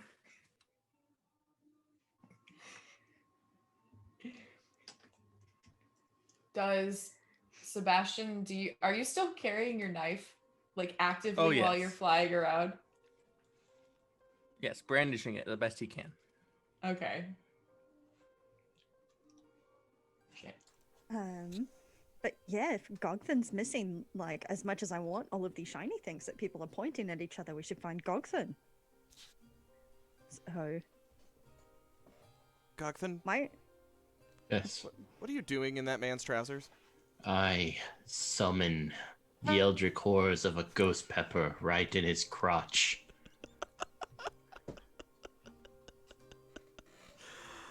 Oh God! All right, magic, and I'm gonna call this. What are you trying to do? I'm gonna put it in his crotch, so his crotch is around ghost peppers, so it burns. Okay, I'm gonna call that fierce, and fierce. Your difficulty is. I don't know. I'm gonna say you're not used to doing it in such tight spaces, so let's call that challenging. Your difficulty's an 8. And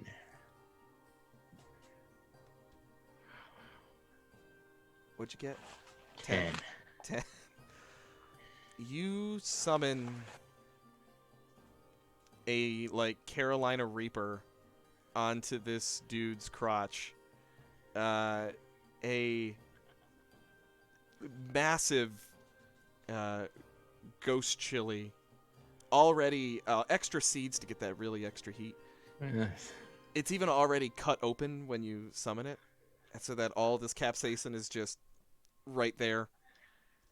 And he just howls, just the most just freaking out as he's in the middle of this battle. He drops his sword and is now clawing at his crotch, and the rest of you see that one dude that just dropped out of the pack and is now just scratching at his crotch frantically there's and Gog'thun. howling in pain. Took our friend. he did. I'm going to fly at this human with my knife. Try to attack him with your knife?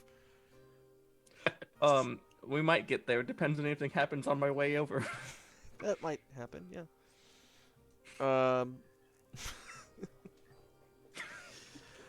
But I just want you to imagine, just you suddenly your crotch is burning. There's something moving down there, and now an owl is just staring dead at you, flying straight in with a knife brandished. With a knife. Aka, motherfucker. You soar down. The dude is much too distracted to do anything about this because he's got a ghost chili on his nuts, but the rest of his friends are not quite so. And now you see the gnomes. Notice you soaring down, and some of them recognize you. That's the witch's familiar. That's Matilda's familiar. Matilda is good. She was kind to us. Do not let them harm the familiars. And as they begin to ready their javelins to throw, the gnomes just viciously attack the javelin throwers, giving you a clear shot. I have a question, Colin. Yeah. Because I just had a thought. Yeah. I can speak human. Can I speak may. gnome? Do I have any idea what the gnomes are saying? Oh, yeah, but It's just- very It's strong just human, accent. just at a higher pitch. It's just me doing this. Yeah. Okay. No, gnomes. It's a human, but more annoying. Yeah. Excellent. Roll plus fierce. I would normally call this challenging, but I'm gonna call it basic because he's very distracted. So don't roll under a 7. Reasonable. This is dangerous, right? This is very dangerous. You are about to kill a man with a knife. Yay. That's a 7 on the dot. Okay. You swoop down. Where do you want to hit? Well, so he's like freaking out. So, and like, I'm an owl. I'm a predator. I am used to ending the lives of voles and rats and I find in the forest. So I know, like, heads down. I think I want to try to get that knife in the base of the neck. That's what usually makes him stop moving as fast as possible. Yes. All of you see Sebastian, your mild-mannered owl friend? Normally so chill, just a chief negotiator, kind of a diplomat sort of guy. Swooping at speed with a... By the way, you said a very dull kitchen knife early on, by the way. Yeah. So, is it pointed? So I'm thinking like, so my headcanon is, how you have like those knives in your kitchen that you've never sharpened and are just kind of shit for everything now? Uh-huh. Yeah, but they still got a point. Okay. It's just like a bad steak knife. Steak knife. Okay, so it... Alright, so you... Oh, God, serrated, too. You all see Sebastian swooping at speed, and yes, as was just pointed out in Green Room, his talons are actually much more lethal than the knife he's carrying, but... It's the message. It's the principle of the matter. You see Sebastian swoop and bury the point of this dull knife in the base of this guy's skull, at the back of his head. And he stands struck still for a moment before falling backward as the knife goes through his throat on the other side. Oh, Cawlie's gonna peck his eyes out. One? All right. Sebastian, do you just, like, dive bomb and then bail? Like, get the knife in him and then... I'm looking for my friend. Ah. So I'm doing that thing where you, like, flutter your wings and to stay in spot. Okay, you hover. As you're hovering, waiting for Gog'thun to emerge from this man's pantaloons, you see Cawlie all of a sudden just land on his face.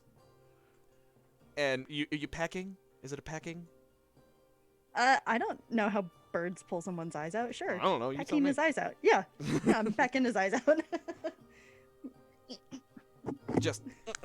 And it's, I'm gonna have you roll, plus clever here. Because the difficulty would be that you would just fuck up this guy's eyes and just gouge it out and just make a big mess. To actually extract them requires a little bit more finesse. So roll plus clever. This is going to be basic. Don't get under 7. The dice agree with my RP, and that was a 5. Nice. Nice. I don't think that was dangerous because he was already dead, so I'm not going to give you a point of danger there. But much like... It's a bit of same song, second verse. Much like Cindy doing her best to clean up Matilda at the beginning, you make a mess of this man's face. Sebastian, you're wondering even what she's attempting to do. It seems like maybe she thinks he's not even dead and she's trying to finish the job or something.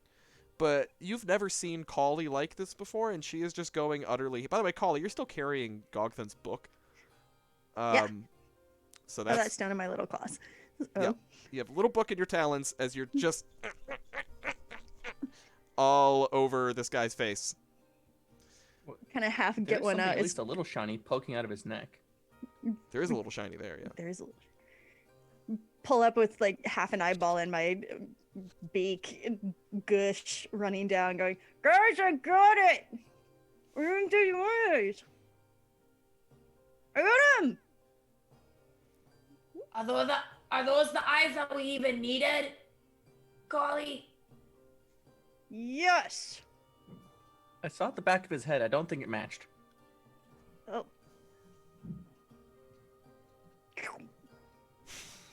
Oh well. Gog'thun, how do you emerge from the crotch? Is a sentence I just said. Like the Christians in their baptismal waters, he floats on up through the zipper or button trousers. Yeah, button fly. Yeah, and he shakes himself and starts moving towards the head, which he extracts a little item from his fur as he approaches the face. What is... Oh.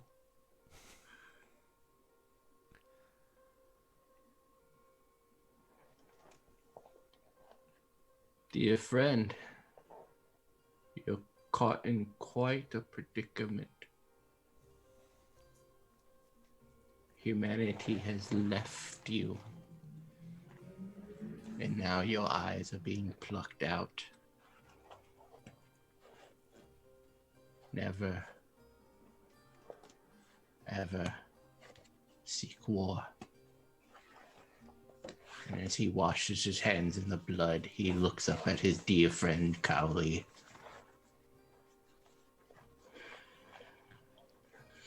I think we are away. Is this the eyes, or shall we do this to several other individuals as he gazes out to the other humans? Oh, well, Sebastian said the head didn't match, so I kind of accidentally ate it. So we need other eyes. You know, when I was younger, my family, we used to crawl into human remains and walk about the town, much like small people would walk about in a very large coat.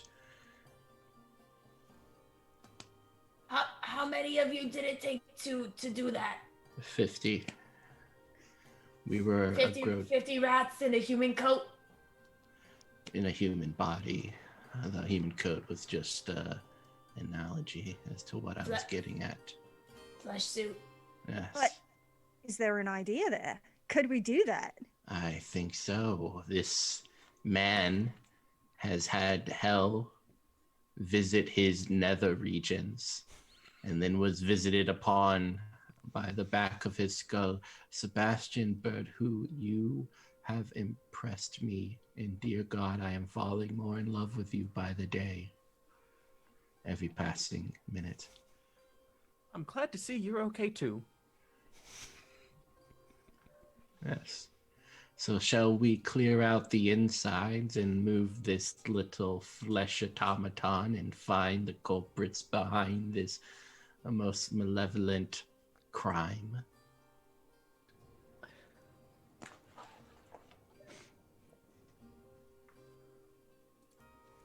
So I'm clear here.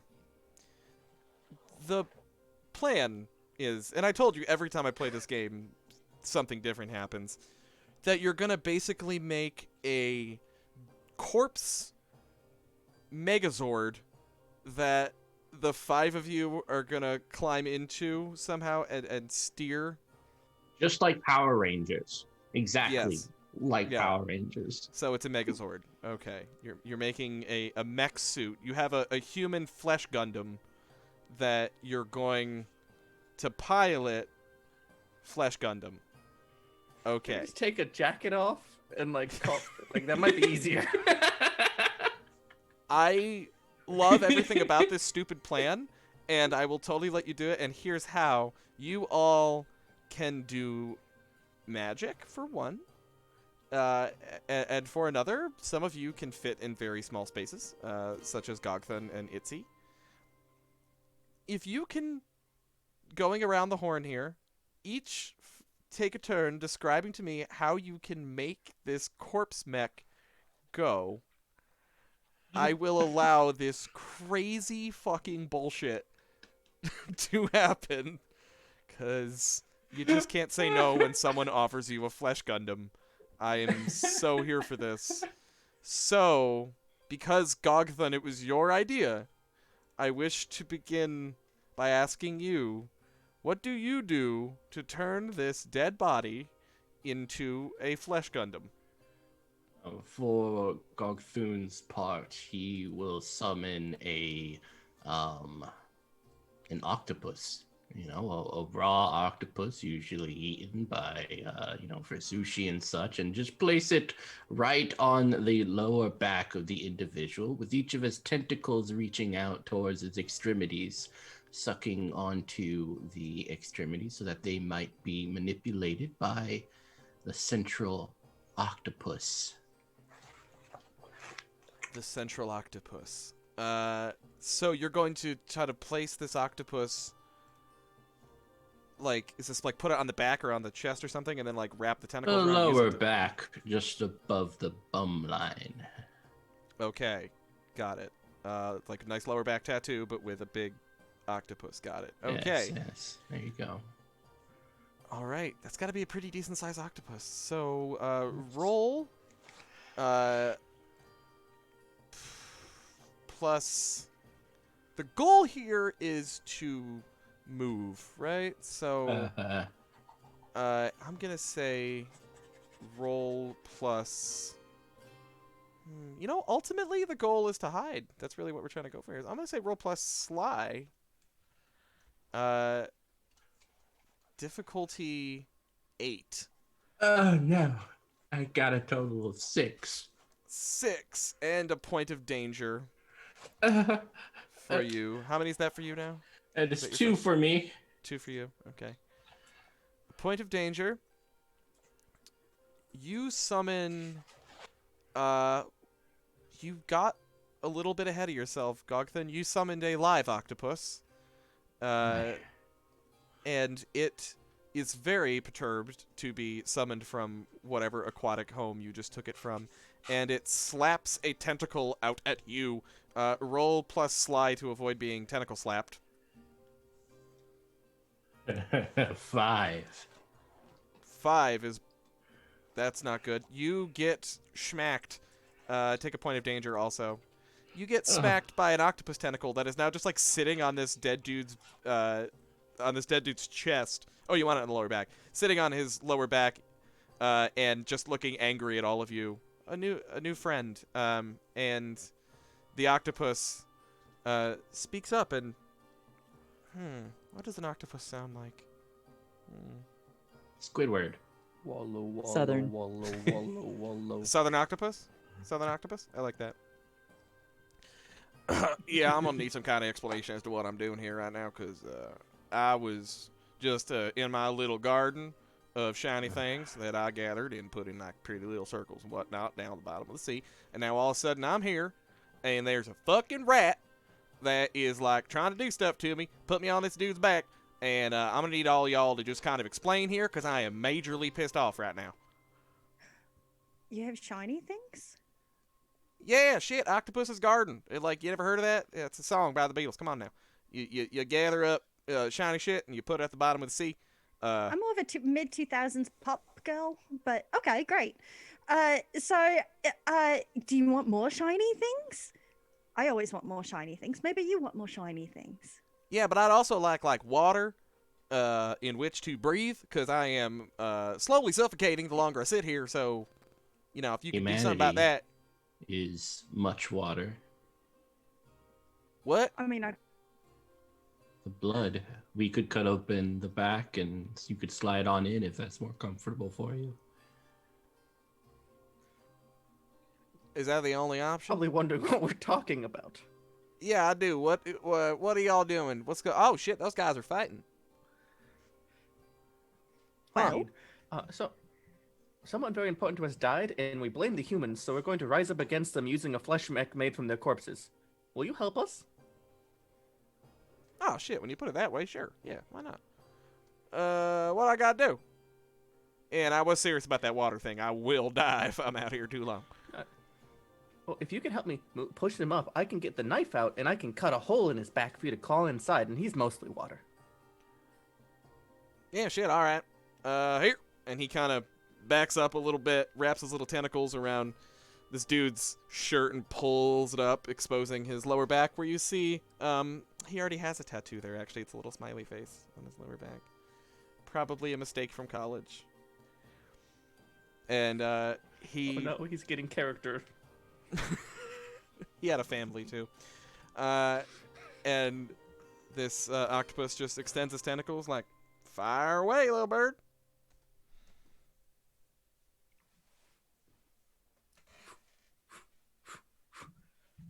Yeah, he's gonna look around, and he looks at Miss Clawford.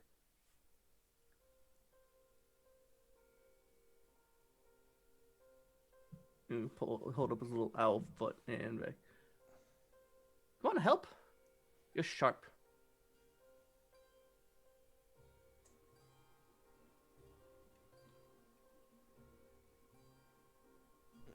Mm-hmm. Sorry, I didn't hear who that was directed towards. Oh, Miss Clawford. Yeah. I guess, yeah. I mean, I haven't scratched my claws on the furniture in days, so they're not very sharp right now, but I'll give it a shot. Can you sharpen it on this dead corpse's back? I mean, I haven't tried it on flesh before. Usually, Matilda wasn't really happy with that, but like, I guess I can try.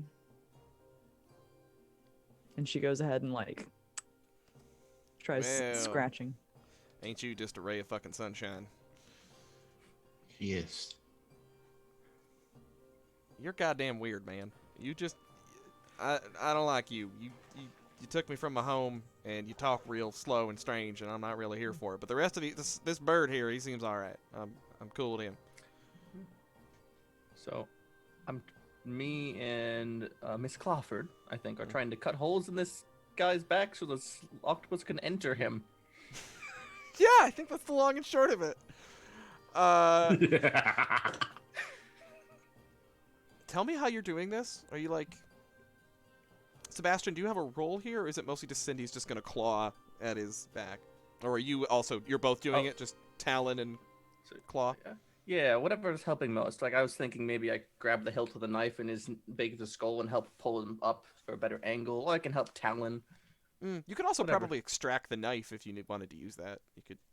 Oh, I did want to extract the knife. Please and thank you. The knife is my friend. Okay.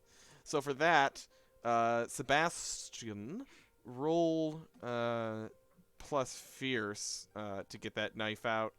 I'm going to call that... 6? No, I think basic at least. I mean, it still requires some measure of force to get that thing out of there. No, that's what I rolled. Oh! Okay. Well, that's not good. I don't think that's dangerous, but you tug on this knife, and you can hear it kind of... but it won't quite give. Alternative plan. I'm probably going to be talking for this thing anyway. Can I, like, instead of trying to extract the knife, just try to extract the head so I could be the head? Oh, you want to just take the head off? And It's you an want this idea. thing to have an owl head? Yeah. That's normal. Owlheads, humans are ignorant and have a low perception score. We'll be fine. Owls represent wisdom. That's exactly. They'll see you as a god. You can always just put his hat back on your head. Maybe they won't notice. I That don't know. too. Yeah, maybe we could find someone with a hood. Yeah, there's other corpses now on the battlefield. The battle has moved further away, and Oh, they're we- but we there's are- other dead we are- bodies. We're dedicated to this one. Saying This if you need one's materials.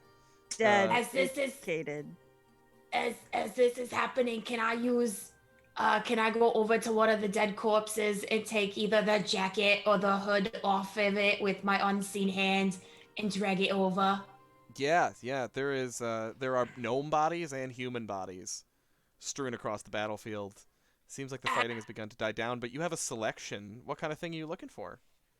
Sebastien, what do you want to wear? A hat? Do you want to wear a flat brim? Do you want a cowboy? Do you want a gnome hat? A hood. Okay, so I am looking for a cloak or a hood, something that he can throw over to disguise most of himself. Okay. Using your unseen hand, you can definitely extract a jacket and a hood. So that's going to be, I think that's basic. 7 or more. What am I adding? Oh, I'm sorry. Fierce, please. You're dragging, pushing. Cool. Yeah. Ooh, I got a 7 exactly. Boom. Boom. Yeah. Describe to me, Itsy, the jacket and hat that you take. So I imagine she kind of scampers off Cawlie's back and immediately goes over to like one of the nearby deceased bodies, and she around both like this person's like head and shoulders, she's going to make that web once again with the hand in the center part of it, but this time it kind of like sucks up and it creates like this like weird suction. Instead of encapsulating both objects, it's kind of just attached to it, and it's like attached to her back, and she's just gonna start like dragging it along, and it will slowly come off of the dead body and like slowly get carried across the muddy trail. Yeah. Yeah, like his arms eventually come up and it kind of just like slides off of him. Yeah, she continues to climb up the foot of the body of the man that we're trying to animate, and like carries it all the way over his body until like is on top of him now, like where it was on the body beforehand, but it's laying on top of him, so the hat is like where his head should be as they're trying to like cut the head of this person off. Oh God. I got you some new clothes, darling. Yeah, what do they look like? The hat is a like a newsboy cap. For some reason this gnome had some Scottish style. It has like that Scottish flat brimmed hat. And the cloak is like a traditional style cloak. It's got a hood attached to it as well, but it's very simple, raggedy, kind of has some holes in it, looks worn and used. But it does kind of have like that cowl that can get pulled over. Nice. Yeah, you see Itsy come back dragging these items of clothing, and the octopus is like, oh, what are you gonna do? Oh, no, shit, you know, he'll look pretty good in that, actually. That's a nice color. I like that hat. That's pretty cool. Where you want me? Y'all done? Oh, you're gonna tear a hole in his back for me to get in there. I don't think I actually asked you to roll for that yet, and I don't know why I'm telling you this using this voice, but Cindy, go ahead and roll your fingers to claw open a man's back. That'll be a 9. Yeah, that was easily, yeah. I didn't say the difficulty, but that would easily make it. Okay. Yeah, I never got to, but I forgot. Either way, that would be a difficult task. I think you nail that. So, you have not sharpened your claws in a while on the furniture, but they're still, you take good care of yourself. They're still pretty set. So, how does a cat make a hole in a man's back large enough for an octopus to get inside? The inquiring minds want to know. Tell me, Draco. Yeah. I mean, Fun fact, an octopus can squish through a hole the size of a quarter. exactly. Oh, shit. Yeah. So I don't need to do that much, And I did have a cat that like split my hand open once, so I know exactly how I'm describing this. As I kind of get my claws ready to go, the little just cartoonist just shink, and like one claw is just glistening, and it's like it catches the light and it just cling, because it's very sharp, and I just poke it right in and just slide, and just it cuts just a perfect like slit down the bottom of the back. And then the little cat paw, as I kind of try to make it a little wider and maybe just dig with my front ones a little higher up and get the little back leg rabbit kick as I'm trying to really get it going. But yeah, I don't need much space because octopus can squish. Kind of picturing this like my fucking cat every time she loudly gets in her litter box. It just kicks shit around for this little slit, and then just kind of paw. She like rotates every now and then to get a different angle to like paw it at a different angle, because obviously that fixes it. So yeah, you're very bloody by the time this is over. Your paws are quite bloody. I never asked what color your fur is. I hope it's not white. Oh, it's definitely white, and she has that one black beauty mark spot on her face. So she's a red cat now. You are indeed a red cat now. And can I try to clean myself? Oh, sure. Now that I'm done? Totally, that's a thing you can do. Okay. I think just doing it that way, that's going to be... Well, you're dirtier than before, so I think this time it will be... I think the first time I had you do this, it was a 6, so this time we'll make it a 7.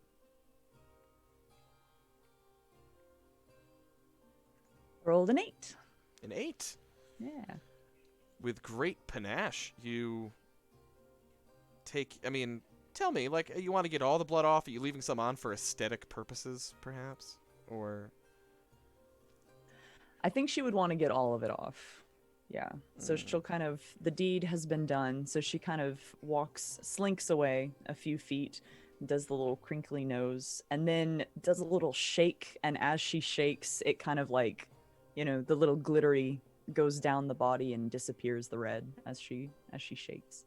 Shake it off, and sparkling white, and the octopus, even as you were clawing at the back, at least now that I know that an octopus can fit in a space the size of a quarter, even as you are doing that, he's like, oh no, hey, that's plenty. You don't need to do, like, don't worry yourself. It's fine.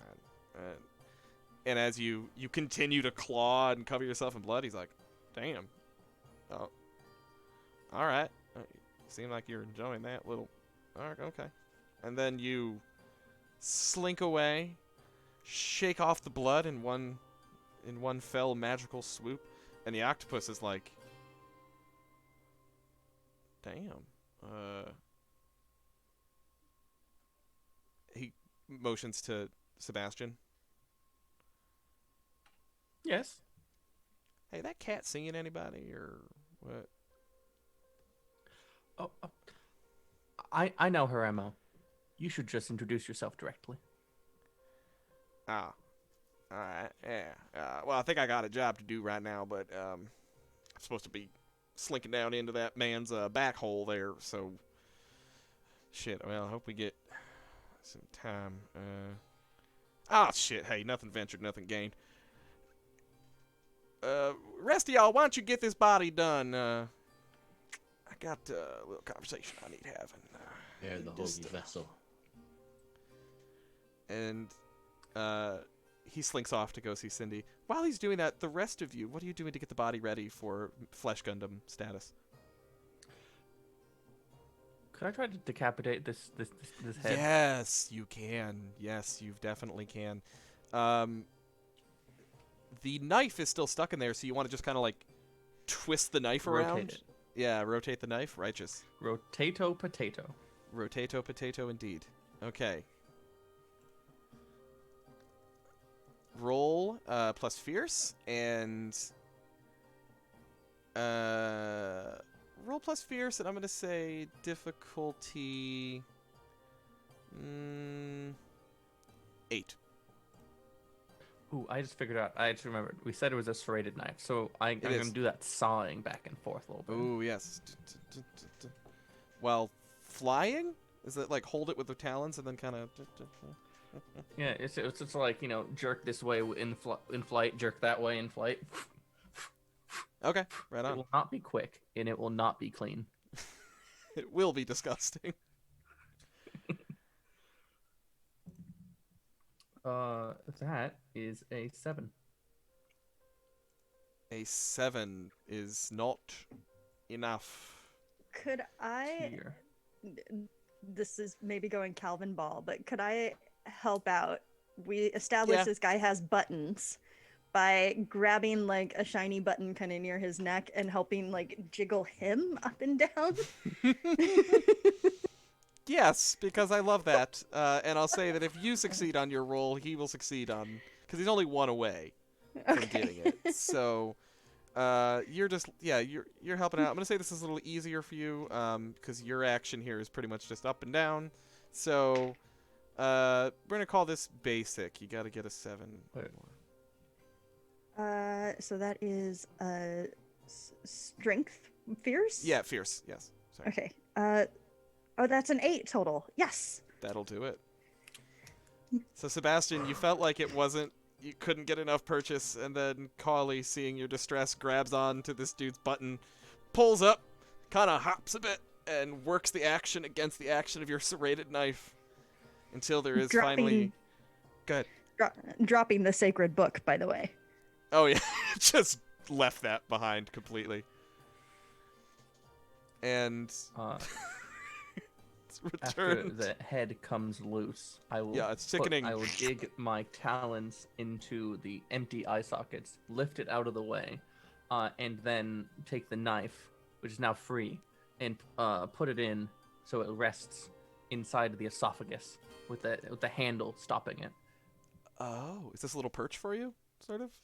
Yeah, and I'm gonna sit on top, and then I'll have the knife hidden in my like they have like that hidden skin flap thing. Yes. Okay. So, the meanwhile, Gog'thun, what are you doing to get this thing ready? Besides, I mean, you already spiced its crotch, but beyond that, what else? I have spiced his crotch. I have prepared a little bit of sushi to manipulate the extremities. We have cut off his head, correct? Yeah. It is off and out. I think it should be about ready. I think maybe if we lacerate the ankles and pull those red-like threads, which make the muscles go to and fro, we could maybe be able to puppet it in a very fun way. That's all I can think of how that's next. Yes. All you need is a pilot who is currently off hitting on a cat. As Cindy, you are shaking the blood off with magic, this octopus just wiggling along the ground comes up to you, says, hey there, nice to meet you. Octavius. Extends a tentacle. Cindy Clawford. And she's still just Claws. bathing. Claws indeed. That was some impressive work you did on that there fella's back. Thank you.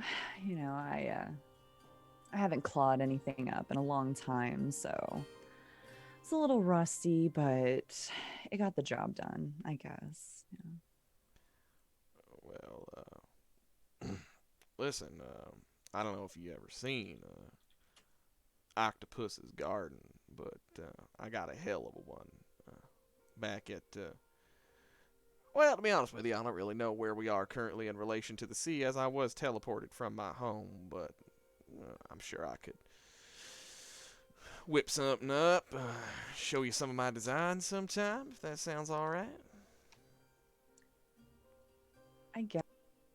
I mean, do you have like a cat bed or something? Because I'm kind of in the market for something new. Cat know. bed. Yeah. Like something for the sun to just shine on you. And you like curl up in it and it's really soft. Well, And there's like constantly food just right there next to you. And the bowl is always full. that's... Is this that sort of your ideal date scenario kind of thing? Oh, definitely. Well, I got a life preserver what fell down into my garden from the bloated corpse of a man caught in a shipwreck. That's pretty soft. If you'd like to lay on that, I got that. Is that a... Maybe, let's try this flesh golem thing and maybe we can talk after that. Yeah, let's do that. Yeah. I probably should take my seat in there, as it were. What will you be doing while I'm in there piloting a flesh golem? I haven't really thought about that yet, but I mean, if you're piloting it and Sebastien is the head, I guess I can help play lookout and just kind of yowl. I'm pretty good at doing that. Yowling out. Well, I'll be looking out at you. Well, not really, because I can't see through when I'm in. I should go. I'll talk to you later. Yeah. Nice to meet you, Cindy. It was nice to meet you, Octavius. He comes back to Sebastien. He's like, yeah, I fucking that up right good and quick. She's a tough one to read. Who?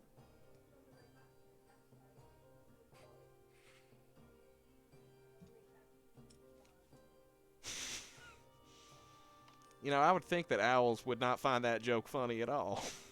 I'd think you'd get very sick of that one at a certain point.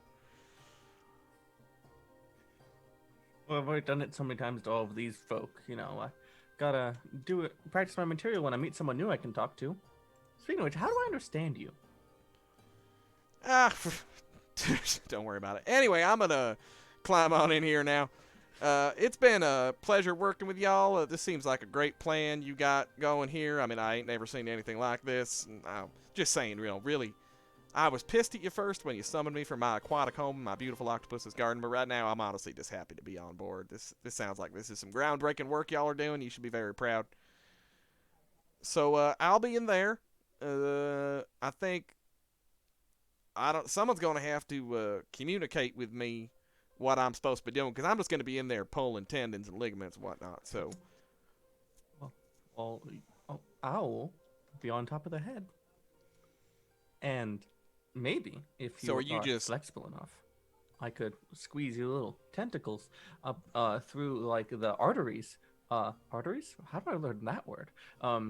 When it's time for you to move, like, the legs. Yeah, all right. How about you there? I'm sorry, Ms. Spider. I didn't catch your name.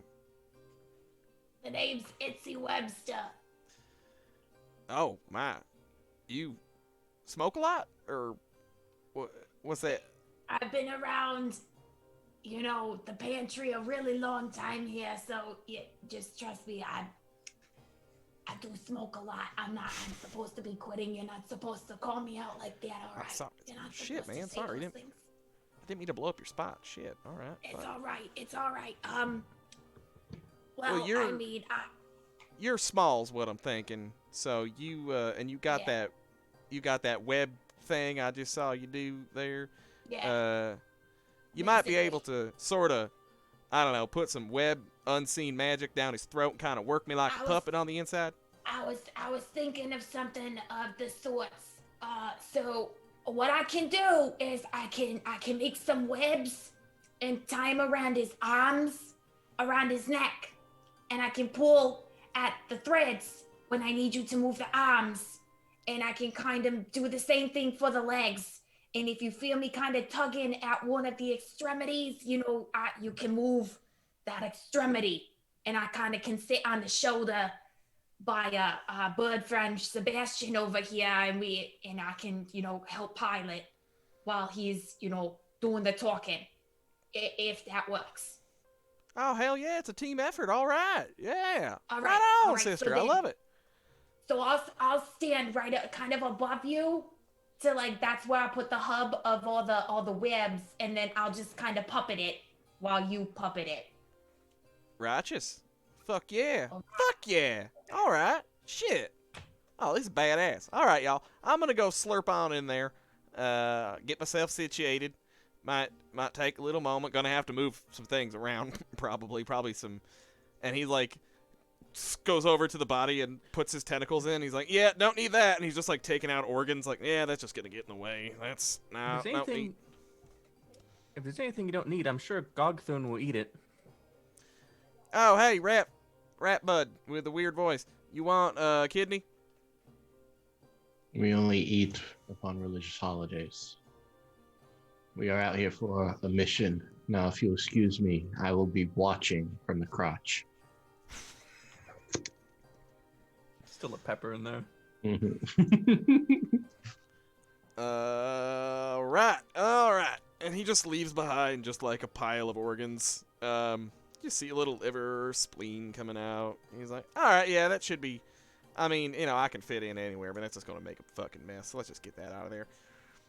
All right, I'm in the pilot seat. Ms. Webster, you're gonna be giving me cues with your spider powers there, with your webs. Gog'thun, you're on crotch watch. And Cawlie, what you doing? Cawlie is still pecking at that one button. Just Yeah, you don't need to do that anymore. We're pretty much done with that phase of the operation now, so. oh, awesome. I'll scout ahead. Right on, right on. And Right. Sebastien, you're the head. Sweet. Let's do this shit. Ooh. You know, you keep doing that, I ain't gonna fucking do this. I don't have to be here. Y'all, you summon me, I can fuck right off. I don't need to stick around if you're gonna be doing these who puns. You would die if you left us. Yeah, He fuck does you, have a you're point. right. Yeah, fuck you, you're right. I'm just gonna shut up and get inside this here corpse now. If you need me, just, I don't know, tug on something with a web or... I don't give a fuck. If you need me, send the cat in after me. All right, I'm gonna... Yeah, okay. And he just kind of... down into this dude's back. And you see the arms kind of twitch. And then his arms press against the ground. His palms flat on the ground. And start to lift the body up. So mechanically, while he's doing this, Itsy is going to kind of crawl around and she's going to tie, so kind of like around this part of the arm, like right by the elbow, she will tie something around this one and that one. Same thing with like around the knees of his legs. And she's going to kind of be the central hub, like sitting on the back of his shoulder blades. And she's going to have one hand gripping the arm, one gripping the other arm, and then some of her other legs gripping one leg and the other leg. And she's basically going to like press herself against the back of the neck of this human. And she's just going to like pull things when they need to be like used. But she's like almost like a spider tattoo. She's like splayed on the back, like kind of hugging. Back of the neck.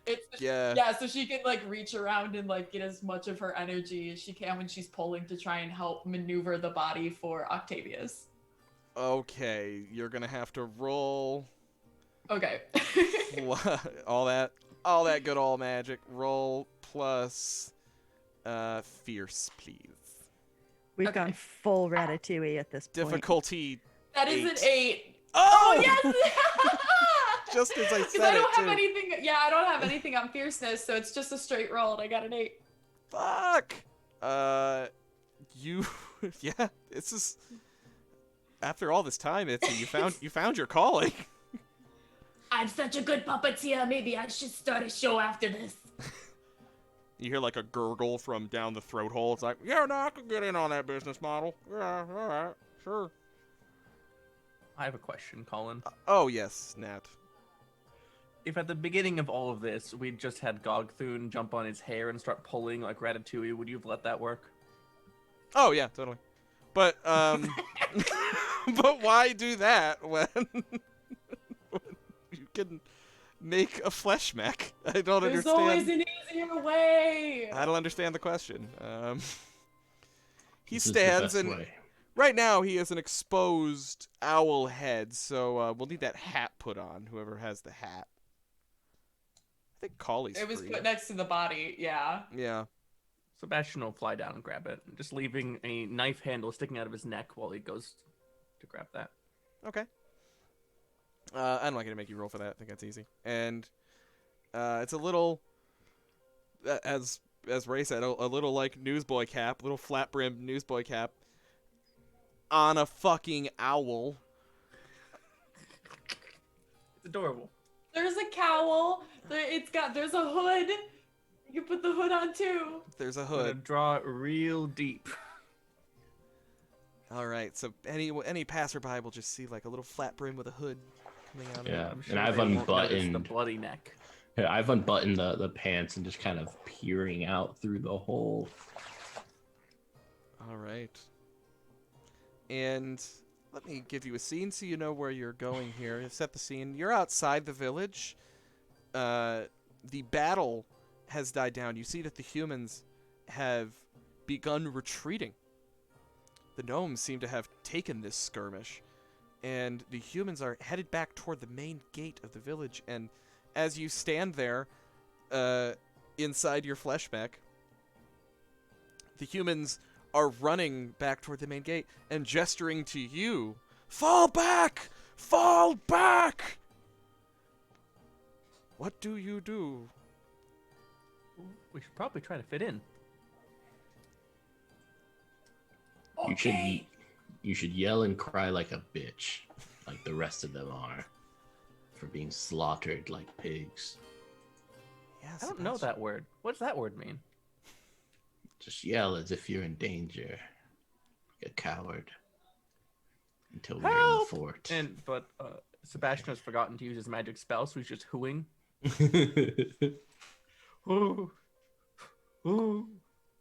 And one of the humans stops and peels off from the rest and looks to you and says, Jerry? I'm gonna try to cast that spell. Okay. Like talk. What do you want to say? Well, after I cast the spell, I want to try to say. 'Cause I'm saying it'll determine sorry, how just have difficult it is. That's what I'm asking. That's fair. Yeah. Sorry, just have a little frog in my throat. Okay. For something that, I'll call that basic. 7. All right, I rolled a 7. I'm Right on. adding. Wait, if I'm adding clever. Yeah. If I'm clever. not adding Yeah, clever, yeah. I'm fucked. Yeah, clever. Interact with humans, yeah. Cool. Oh, you're an owl. You're super clever. Yeah. Yes. Yeah, this dude comes over. I thought you were dead, Jerry. Turn away from him. I saw you go down. Were you playing, are you a deserter? Were you playing dead? No, I was just hurt really badly, and then I just woke up. But don't look at me. I look horrible. I got so much blood on me. It was all the blood. All of the blood got on me. Jerry, you know I could never look away from you. You still have my hat.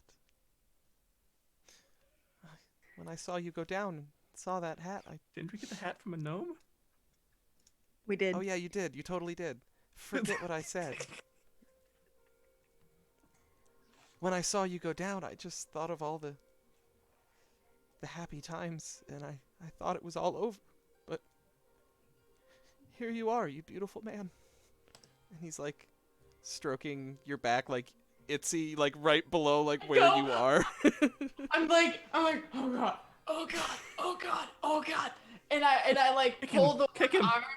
Yeah, I pull the one arm to do one of those like no movements, like a dramatic like no, don't touch me, let me caress your face, and she's gonna try. It's like Yeah.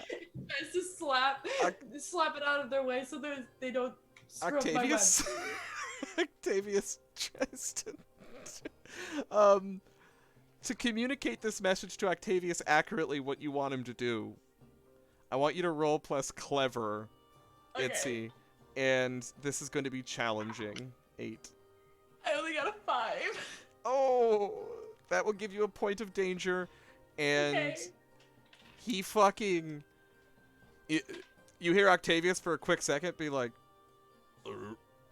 are you sure? Oh, all right. And just smacks the dude clean across the face. What we What had the hell, was dangerous. Jerry? It was what we had was dangerous. It was unreasonable. We can't carry it on. We have to be over. I'm sorry. I'll always remember you. Run. Jerry, you can't just do this to me. And Can we run, please? yeah, so for you, roll plus clever, dangerous, also an 8 to get him to run, to get Octavius to run. Me? 9. No, Sebastian. Oh, 9. okay. I was gonna be like, oh shit, no. And the dude is like, Jerry, why are you saying run while you're running as you take off? What? Our love was forbidden. I'm sorry. I never should have relented. What the fuck, Jerry? And you take off this. Oh God, picturing this corpse. As we're running off, and he's like, "What the fuck, Jerry?" I'm like, "Who?" You're out of my will. You. The corpse just hauls ass just all the way to the gate and catches up with the other human soldiers that are falling back inside. And you see a few other ones are like, oh, "It's Jerry! Jerry's back! Everyone, Jerry's here!" You have to be popular. Fucking A. Gog'thun is just watching from the flap in torpedo position, like ready to fire off into someone else's pants area. You see the soldiers gather round as you enter, and someone roughly slaps your back and is like, "Come on, Jerry, let's just have a congratulatory drink at the pub. You know, it was a tough battle. We all tried our best. It wasn't our day today, but we really gave it our all. And man, I thought we lost you there for a minute, but yeah, you're so brave, Jerry. I've never seen a soldier like you." Big anime eyes. How are they recognizing us? We don't have a face anymore. Is Jerry the guy who had the jacket? Cawlie. Yeah. Cawlie. Cindy, you gotta keep an eye out. Look for the back of the head that looks familiar. Okay, but like I was asleep. Cawlie. Look for the back of the head that was familiar. Cindy, you should look out to make sure nobody else comes in our way. Use your cute charm. You're a cute kitty. Use your cute charm to distract everybody. We can't have them coming up to this man. I've got you. I've got this. Yes. And Cindy will Oh, go ahead. do the little cat strut just right in front of, and just kind of in like an open area, and sit down and like again just do one little lick, and then And from deep inside the bowels of dead Jerry, you hear Octavius be like, "Damn. Shit, I love it when she does that." And are you trying to attract the soldiers with this move? Is this the trying to distract, or what's the plan? yeah, distraction. Yeah. Okay. Meow. Alright, roll plus clever. I think just being a cute cat, it ain't hard, so let's call this basic. 7. 5. 5, yeah. I don't think that's dangerous, though, really. The soldiers just ignore you. Not interested in cats at the moment. Your charms didn't work this time. Gog'thun, seeing Cindy, leaps from the trousers, struts into the center, and lays out, legs spread out to the air in a position of submission. Surely the humans would find me cute. Okay. Roll plus clever. Same difficulty, 7. This time, because you're a rat, I'm going to say it's dangerous, because if they don't find you cute... I got a 2. What's your current danger? I'm at 3. Oh, so you just rolled under your danger. Oh, God. One of the soldiers sees you splayed out on the ground and suddenly shrieks, saying, "It is the submissive rat! It is a sign of the apocalypse! Kill it!" And just comes over and stomps you. Full boot.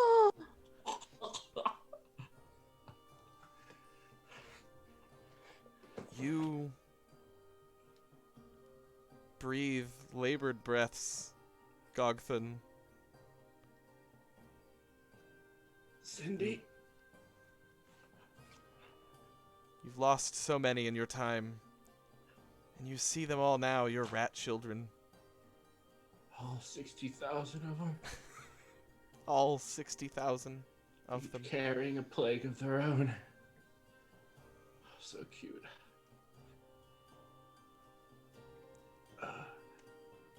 Cindy, you see Gog'thun is gravely injured. She kind of like walks over with the little tail up, with the little crook. She does the little sniff.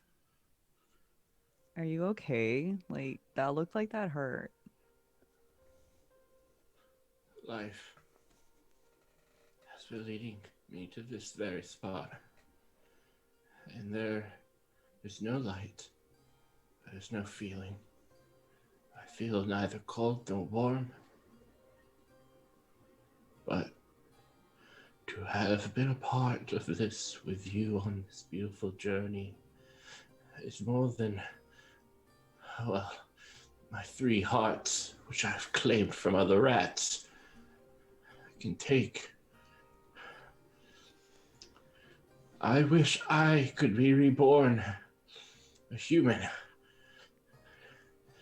And in that way, I will fulfill the Rat King's greatest desire and spread rat children everywhere in such a form. Now, Cindy, place me in your mouth and gulp me down into the eternity that is your stomach. It is all I've ever wanted. Do it. Make it slow. I want to feel the pain as you devour my flesh. God, I'm choking on my own blood.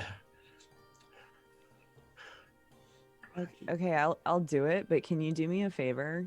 Can you like squeak? Okay. Don't tell anyone I did this. Squeak. Squeakums. And she like bats at him a little bit.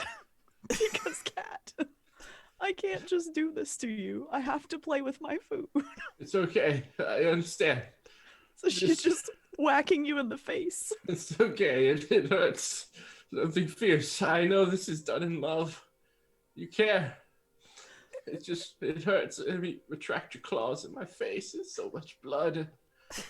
God, my as you eyeball. bat at him, the humans walking by, one of them stops and says, "Oh, there's a good girl. You caught a rat. Oh, you're so sweet. Look at you're such a good kitty." And bends down and gives you little scritchies on top of your head. Fuck you, human. I will eat your children. One day, when I return from the void. Oh, looks like he's not quite done yet. Hey, finish your meal now, little girl. Come on. And she Do it. she goes ahead and just, bends down and grabs him by a little tuft and then flings him in the air. Do it. And then once he lands, like, bats him a couple more times and then goes for the kill. Oh, God. It's okay, Cindy. It's okay. Oh, you are a good kitty. You got that that nasty old rat. Yes, you did. Okay. And the dude picks you up and gives you little head scritchies and says, "I know someone who's gonna like you very, very, very much. Our officer loves kitties. He's the best. He would love to see you. You're so little and fluffy. Oh my God, yes you are." And looks to Gog'thun's corpse you've like half eaten and just kicks it away. "That's nasty. We don't need that. No, we don't." And this dude is just carrying you next to the flesh golem. And what are you doing up there, Sebastien? I have an idea. Here's a different bad idea than I had before, but it's a bad idea.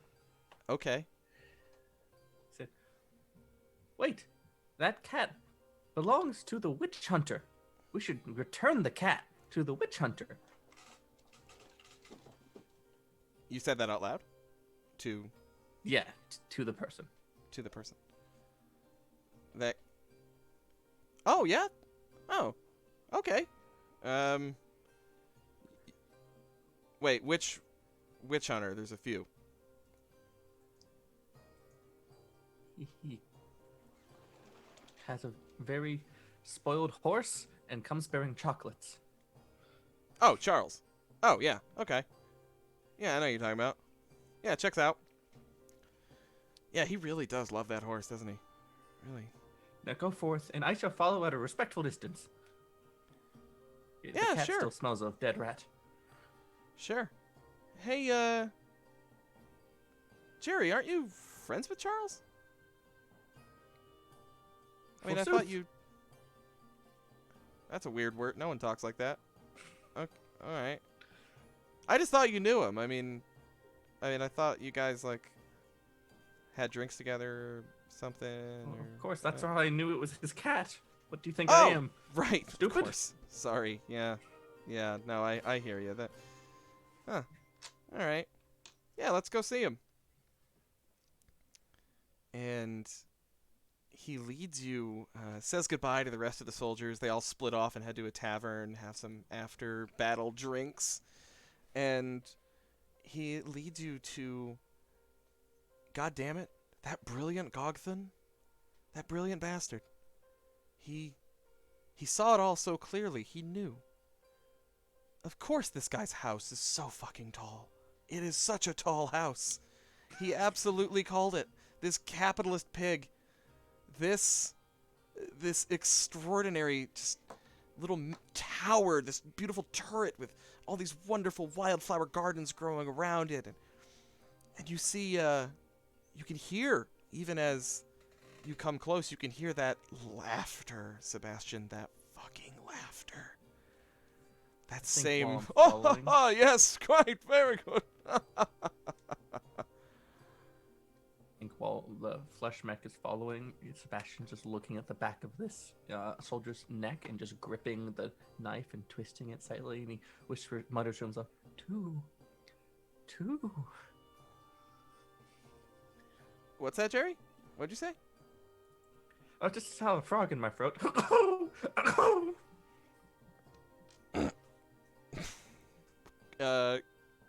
Cawlie, Itsy, and Cindy, what are you doing following this guy? Am I still being carried? Oh yeah, they're just carrying Okay. you. What are you doing Yeah. from there? Anything while you're in his I'm arms? I'm just happy purring, you know, and if I happen to overhear Sebastian, then maybe thinking like, oh yeah, I could help him with that, maybe. Yeah. You know, Okay. I've been nice for too long. You know, I should turn on him like any second now. That's true. He's totally overdue. Itsy, yeah. So Itsy, what you doing from back there?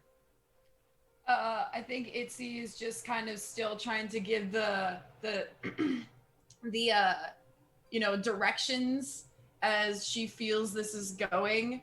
But she kind of like yells down in a way to Octavius and it's just like, All right, if I double pull on any of these extremities, you're gonna go swinging them. Just go swinging wild. Just Yeah. flail, all right. Yeah. Just part of the distraction so we can, the rest of us can jump out and ambush this man who killed our mother, basically. So I say that once we get him in a corner or a house or something where he's kind of by himself, we all just kind of ambush him. So wait, I'm gonna double tag whatever extremity, and you're gonna just flail it wildly. If it's a leg, you're just gonna kick the leg. If it's an arm, you're just gonna swing the arm. All right? Can you do that for me? Oh yeah, shit, no problem. I can make a ruckus. No Okay. issue. Just give me the sign. I'll just flail like a All right. motherfucker. Yeah, no problem. All right. Okay. and that was also supposed to be for Sebastian to like kind of overhear since I'm literally right behind him. Yeah, I'm Um, working on this assumption that all of you speak animal and no one else can hear it, so it just kind of Yeah. Cool. Cool. Or is this another Who joke? And Cawlie, is scouting ahead. She's starting to get a little tired. It's been a long journey for a small magpie. So she's like hopping around instead of flying a lot. But Yeah. she's keeping an eye out for anything that any of us could use. Well, you see, first of all, big tower. It looks like a 4-story tower. There's a window open at the top. If you wanted to scout that away, you might be able to get a look at the inside of the place before anybody else gets in. Yeah. Let's do that. Yeah. Yeah. All right. You soar up, circle and land on the windowsill. Happy little magpie. And you see this man. That same son of a bitch. He's in a bedroom. Appears to be getting dressed. He stands now. He's stripped off the clothes he wore earlier, and he's singing to himself. He's just singing this jolly sort of ditty, just but you can see as he sings it this pained expression in his face. His happiness is a mask as he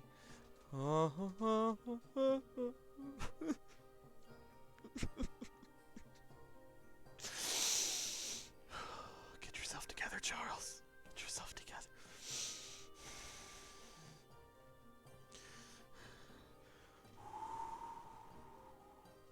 And he's breathing deeply, doing these kind of yoga breaths, just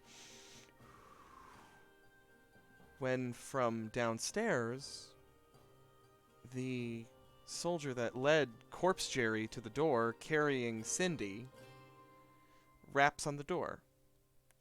Hey, Charles! Hey, Jerry's down here to see you. We got your cat, also. And Charles... I don't have a... Jerry. And he rushes downstairs, grabs a bathrobe, and throws it around himself, and opens the door angrily. What are you doing here? Who?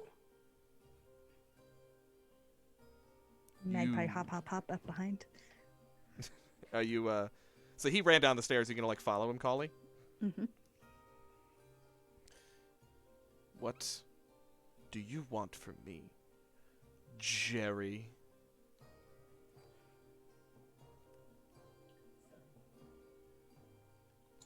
I feel like the spell is probably worn off again. Yeah, you probably have to recast. Yeah. Who?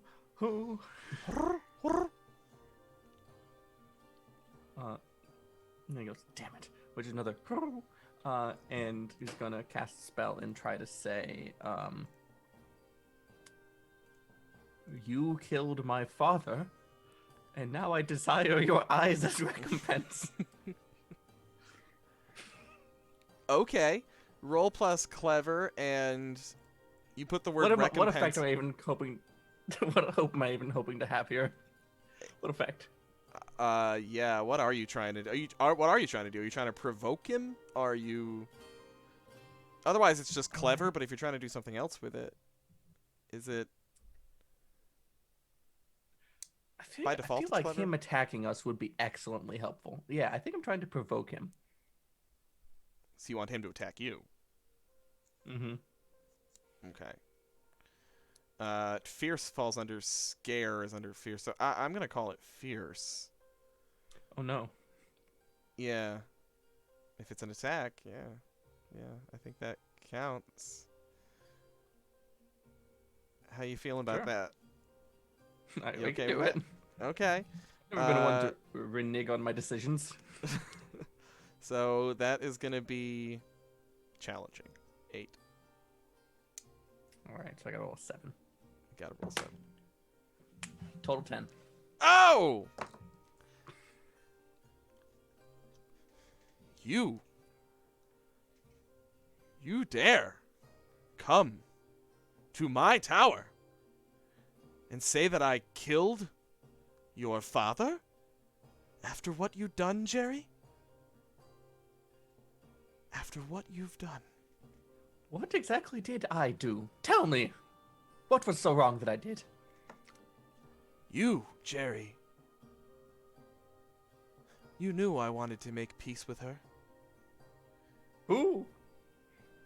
You know who. I think it's whom. Fuck off, Jerry. You knew I wanted to make peace with her. You knew I wanted this silly conflict to be over. I'm not a killer, Jerry. You knew that. You knew that about me. You knew. But you weren't satisfied, were you, Jerry? No, you wanted her dead. You wanted her, every gnome, and that witch dead. All of them, just because she wanted to help with their crops? Is that it? That was her great sin? That I, Jerry, am the real killer of the witch? You gave me those chocolates, Jerry. Fuck. You told me to share them. You knew what would happen, didn't you, you son of a bitch? Guards, arrest this man. Kill him! I double pull on all every single one of the extremities. I double pull at the same time. Pull the knife out. It's at this time that the GM reveals the twist I rolled at the beginning, which was I rolled a 3. The witch hunter didn't do it. Proud. So he's going to. I need Itsy to roll fierce to get Octavius to attack this dude. That is a 10. Boom! That is a 10. Boom! Both arms I'm gonna back up to demonstrate this. Both arms at once just come up and do that thing where he like claps hands over their ears. So just at the same time. Okay. And the witch hunter falls to the ground, just like bleeding from the ears. Oh, what the? What? Ah! Get him! Get him! Ka! Cawlie, what are you doing? He's just gonna go for his eyes. Why not? You swoop down. He is on the ground, like, thrashing. The guard that is holding Cindy just, like, tosses her. You're a cat, though. You land on your feet. You land a few feet away as this dude now tries to tackle Corpse Jerry. All the while, Cawlie, you may gouge out this man's eyes. Please roll plus fierce for me. This is going to be a difficult. You need a 9. This is dangerous. Nope. That's a 6 total. 6. You take another point of danger. What are you at now? Just 2. 2.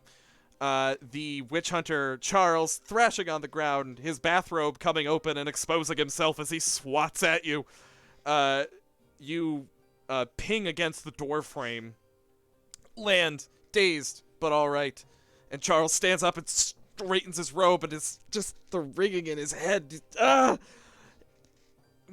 Arrest this man! Arrest this man! As the dude who just threw the cat draws a sword and goes to stab into Corpse Jerry. I'm gonna need Itsy, since you're the brain power here, to try to tell Octavius to dodge this attack. All right. If that's what you want to do. Yeah. So that is a quick roll. Okay. Difficulty 9. That's only a 5. Point of danger for you. Okay. I'm at What's that 3 points of danger. 3 points of danger. Yeah. And you hear Octavius say, "Oh shit," as the sword goes through Corpse Jerry's chest.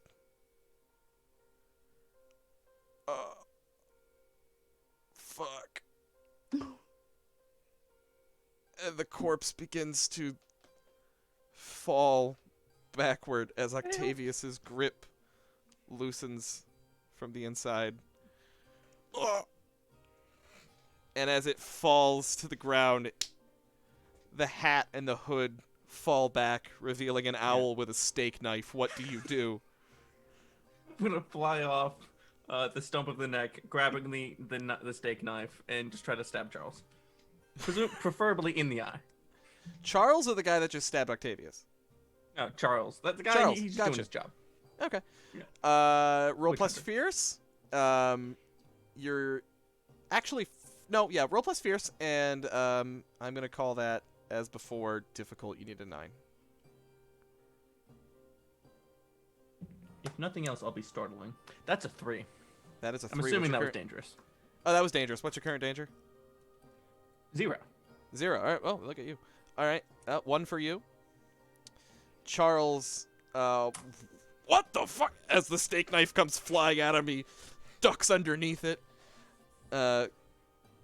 clearing it. And I'm sorry, Cawlie. Did I have you roll to take out? No, you failed. Yeah, you failed to get his eyes out the first time. The other dude that just stabbed Jerry sees that there's like a neck stump here, and an owl just flew out of his head carrying a knife. Very bloody owl. A very bloody owl. And he immediately just is like, witchcraft. Everywhere, witchcraft! And pulls the sword from his chest and just bails. Just takes the fuck off. And you see one little tentacle sloughing out of Jerry's back as Octavius is trying to crawl himself out of the body.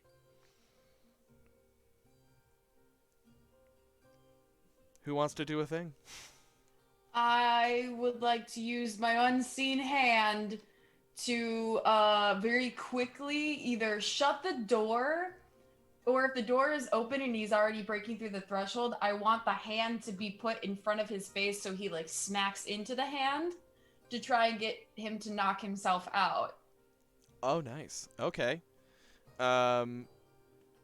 Let's say you're trying to knock him out, yeah? Yes. This is the unnamed guard, right? Charles or the guard? Whoever's running away currently. Oh, I the didn't guard. know if Yeah, the that guard. was Okay. The guard? Okay, then Yeah. yeah. All right. Roll. I'm just trying to knock him out. Yeah, roll a fierce. Okay. Difficulty 9. That is only a 4. That is a 4. Is that your Yeah. third Another point of danger? That's my 4th point of danger. You lucky. All right. You grasp at him with your unseen hand, and he just, you see it kind of tug at him and pull him back, but he just, more witchcraft! So much witchcraft! Can't! And he just runs away, just wailing and bawling, and he just turns a corner and is gone. And Charles, like steps back into his hut, or sorry, into his tower, and says, I know who all of you are. I know that you belong to her, to Matilda. I did not kill her. I loved her very much. I wanted to make peace with her. I wanted this whole thing to be over. I didn't know Jerry poisoned the chocolates. I'm sorry. But you have the wrong man. So, how about we go about our business, yeah?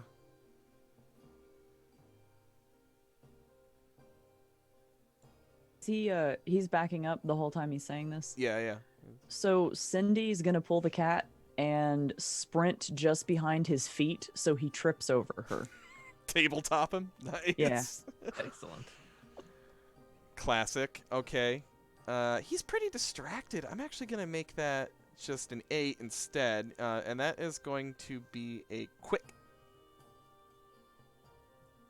You're a cat. I think you're pretty quick. Yeah. Yeah. That's an 11. Boom. You tabletop him as he's backing up. Okay, let's all just be. Whoa!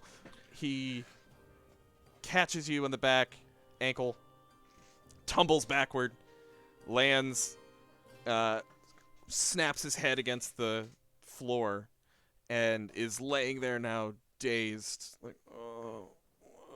Jerry's eyes are gone, but maybe yours will do.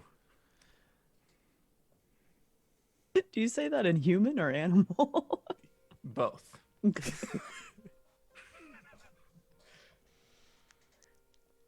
I mean, I could always try and chunder him up. I mean, that's not outside the realm of possibility. Can I try to stab him in the eye well again? Oh yeah, sure, totally. Sure. Gog'thun demands a sacrifice. With the knife? I mean, that's just the ceremonial aspect of it, right? Yeah, fair.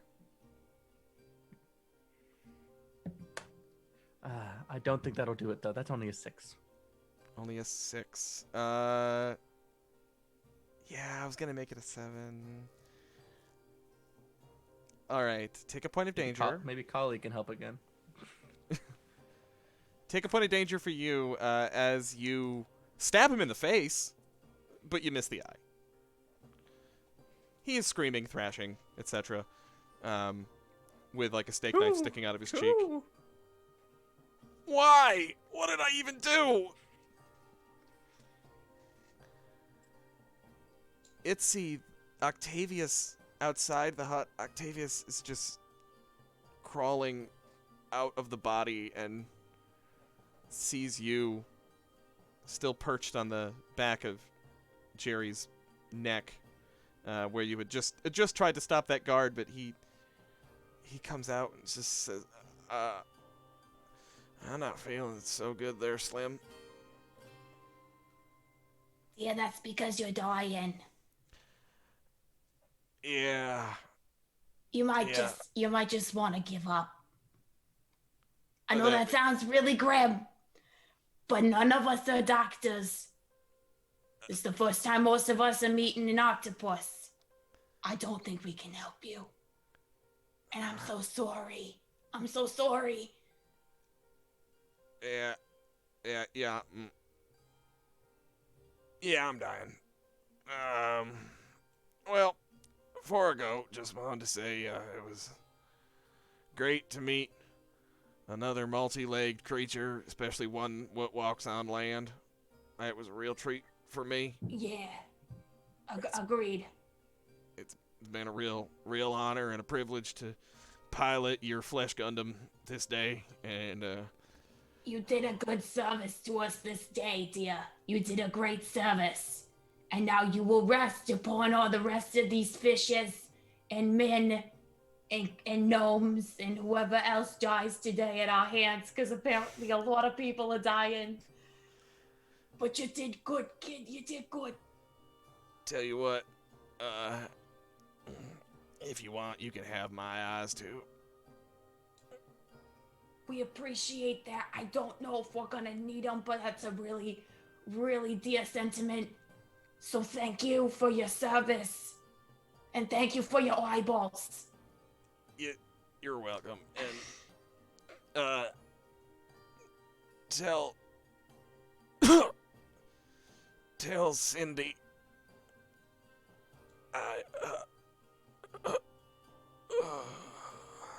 It was never gonna work anyways. You're a creature of the sea and she's a cat, alright? It was never gonna work.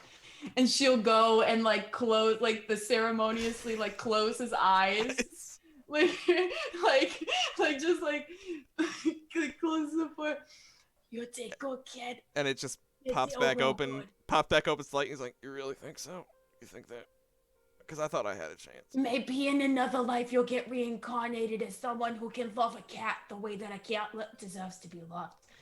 But and she continues to try and push the eye back close. Yeah. Yeah, no, I'm getting the message. I'm going now. I'm going. All right. Go to the great beyond, my friend. The great big blue. I'm returning to the octopus's garden in the sky.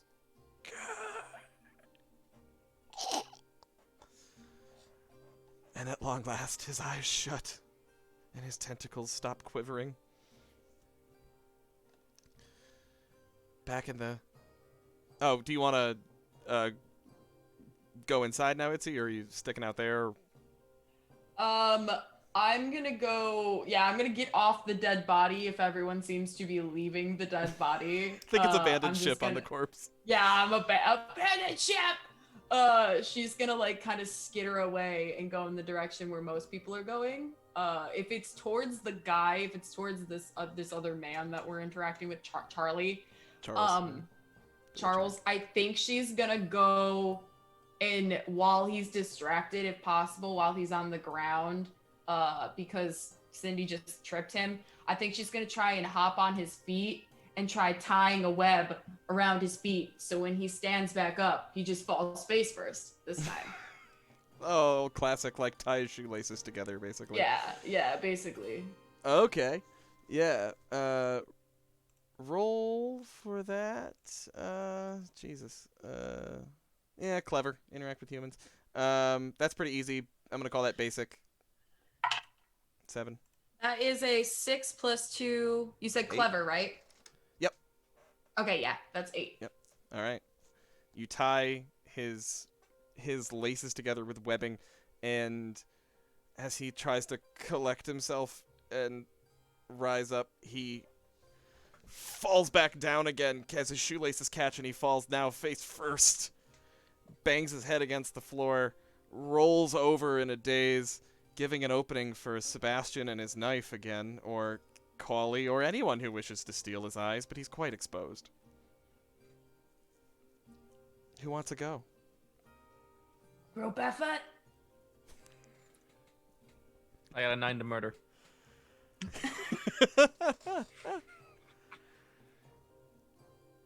Tell me how you successfully extract an eye from this man's face.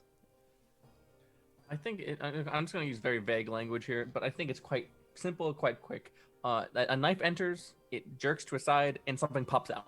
So, In like a swooping motion too. It's very fluid. Just yeah. I think he actually like catches it with his other talon, just like pop.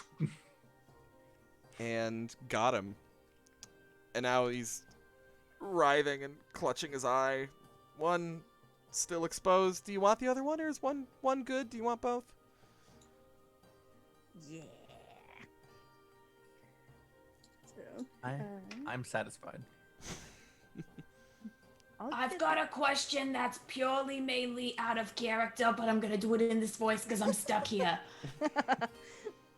Technically, we're piloting the man who killed the witch. Technically, if we want to get there.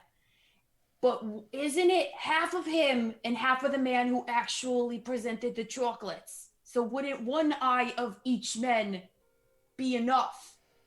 Oh, that's Would one smart. eye of each partner be enough to bring back our witch friend?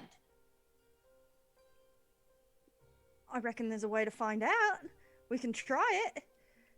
All right, because both eyes of this man, and she like kind of like points to the dead man that we've been piloting, the flesh-Gundam. The in your stomach, right, Cawlie? Yeah, I can still feel them in there. They haven't even gotten all the way through the gullet yet. All right. Okay, so if anybody wants that other eye, it's on them.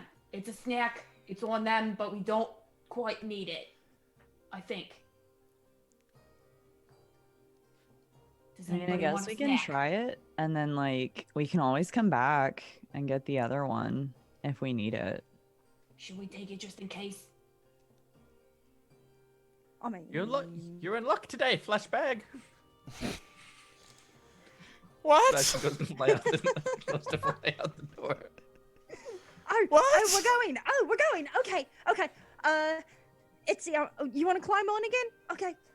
Yeah. Hi. It was really nice to meet you. We're sorry that we took one of your. No, we're not sorry. We took one of your eyes. Bye. Yeah, and you don't speak human, so he just heard a bunch of Caw, caw, angry caw, cawing. caw, caw. You all head out through the village, which is now in somewhat of a panic as one of its most prominent citizens has been murdered by a bunch of animals piloting a body. As you exit the main gate, make your way back into the woods, head back toward the hut, you see that the hut, the witch's hut, is surrounded by gnomes. They sit in a circle around the hut, all kneeling in reverence to Matilda. And as the victorious familiars return, they turn and say, "There they are, all that remains of the kindest, most true-hearted witch in all the land. Her glorious familiars. We honor you," as they genuflect.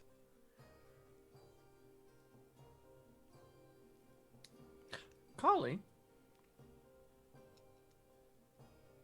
Yeah? Are you the type of bird that, like, regurgitates to feed its young? I can try. Great answer.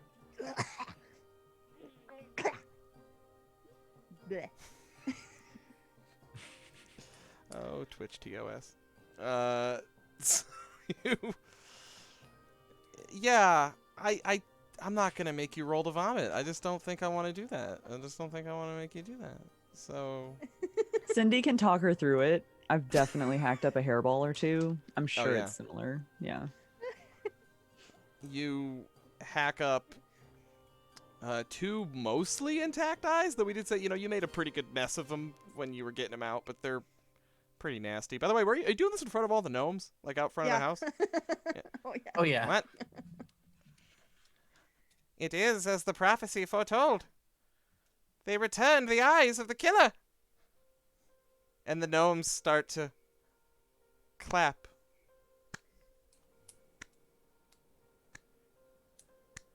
If Matilda dies, steal the killer's eyes. Steal his eyes, steal his eyes, steal his eyes. As a chorus of gnome voices rise and clap and sing. So happy. Sebastien, what are you doing? Oh, oh, yes. I don't have a lighter with me, or else I'd have that out right now, too. Everybody. Everybody! And the gnomes part ways as they sing and clap. They open up a channel for you to enter into the hut and return to Matilda's body. One gnome reverently opens the door handle, opens it in front of you, gestures inside where Matilda still lies cold and dead on the floor. Go forth, little creatures. Fulfill your destiny. As the prophecy foretold. Anyone know what we did? I think this is like Gog'thun's area. I think I Well- may have swallowed his book, so I don't think we can use that. Oops. Maybe we gotta put her near the ritual area and then just like set What the if- eyes in her eyes. Okay. Yeah, we can do that. I've never seen her do this one, so I'm just kind of guessing it. If we have to take the eyes, maybe we gotta put them on her eyes, even though her eyes aren't gone. I don't know this part. Yeah. She never Okay. did tell you what to do after that. Just get the All right, eyes. I'm gonna ask the gnomes. Hey, gnomes, do you know how to bring a witch back to life using its killer's eyes? Roll plus clever. 11. Yeah, alright. Oh, yes. You must take the eyes and place them in the cauldron. And then the prophecy tells that the spider of truth will be the one to mix the ingredients. While the cat of justice will circle and preen about the cauldron, hacking a hairball in for good measure. And then the magpie, oh, the magpie of peace. The magpie of peace shall drop each eye in one by one, swooping down, loop-de-loops and all manner of beautiful aerial maneuvers, dropping them in with great panache. And the owl, yes, the owl of rejuvenation. You shall give your feathers to the potion. You, that's an awful joke. You shall give your feathers to the potion. And then, only then, can finally, the rat of righteousness will provide the final ingredient.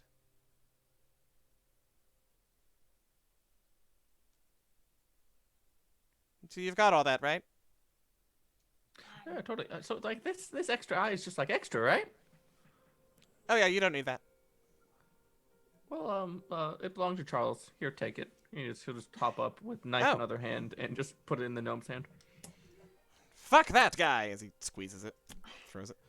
That has fiber in it. What are you doing throwing it away? It objectively does not. I'm gonna put my special knife away and then we can get started. It's my lucky knife now. Very good. So we have... Okay. I'll start gathering the herbs to throw into the cauldron. Yeah, and Itsy, it just feels automatic. It's as the prophecy foretold. You just know what to do. There's just bundles of dried herbs all about, and this feels right. That feels right. This is everything. A little bit of paprika, a little bit of rosemary. Saffron. Expensive shit. Saffron, yeah. And Cindy, you do what comes naturally. You strut about the cauldron. You primp and preen and lick your fur, and it all just feels right as you shake your tail and a bit of your dander gets in the cauldron, and it bubbles and hisses in response. Cawlie, you have the other eyes. What do you do? Some fabulous loop-de-loops as I drop each of them in. Some Blue Angel shit. Mm-hmm. Thank you, Dracu. And Sebastien, your part has now come. Your feathers. I will land on the rim and preen a few feathers out and just, the nice long fancy flight feathers. All right, yeah. Let loose those feathers as they fall in. The cauldron bubbles, bursts. A flame of red and then yellow and orange. And dies down to a simmer. A simmer that is letting off all manner of colors that glow in your face. And now, the time has come for the rat of rejuvenation. Yeah, so I ate him, but I think this might work. And she like hunches and does the little cat retchy motion. I'm not gonna make those sounds. We all know what sounds I'm making. And she spits out a little bit. I'm imagining just the paw, just like a paw up to like a forearm of rat, and just spits it into the cauldron. You ate the rat of rejuvenation? He kind of asked me to. Even though I just remembered that you cannot speak to humans or gnomes, but whatever.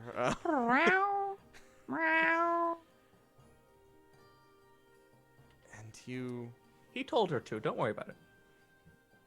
That's weird. Okay. Indeed.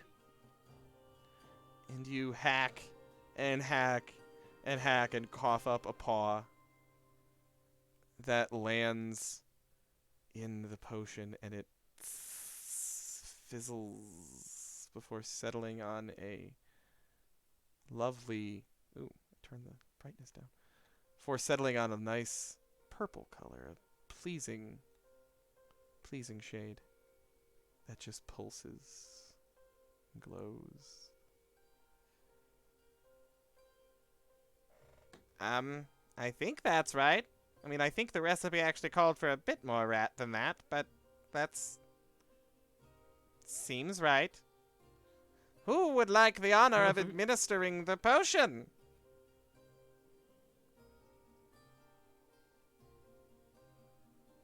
I can't hold enough.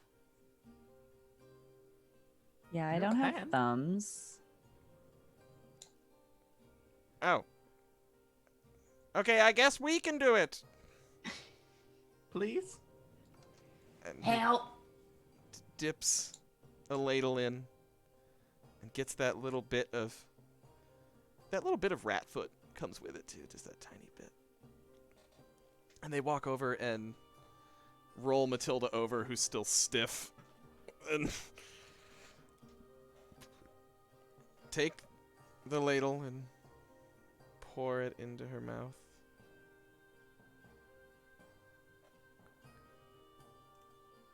There's a moment, a long beat, as the potion dribbles down the sides of her mouth, and you see it hanging on her lips where that pink foam and chocolate still resides. And after a moment, absolutely nothing happens. She stays perfectly still. And on that day, we learned an important lesson. Prophecies are bullshit. Oh, what the And fuck that's do we do where now? we that's where we end for tonight, because it's 11. But Reasonable. Oh my god. Oh my god. can't bring someone back to life with rat pieces. Don't be ridiculous. Peak one-shot energy. Yeah, totally. Now we're over. Flesh mech suit. Insane, ridiculous. They go so different every fucking time, man. I've never... Did I see Flesh Mech coming? No. Ever. Never, ever in a million years did I see that shit coming. Thank Truly you- outstanding. Thank you, Gog'thun for yeah. being the cap for this Let's plan. bring Gog'thun back in here. There he is. Yay! Hey, Gog'thun. God Rat is back. God Rat is back. Is that what that means? I don't know. I asked Oh. the cult channel for names for my rat, and this is one of them. Gog'thun was that's the first thing the cult channel came up with? Yeah. Wild The bunch of best folks. thing. Okay, well that was fucking weird. But thank you all so much for playing.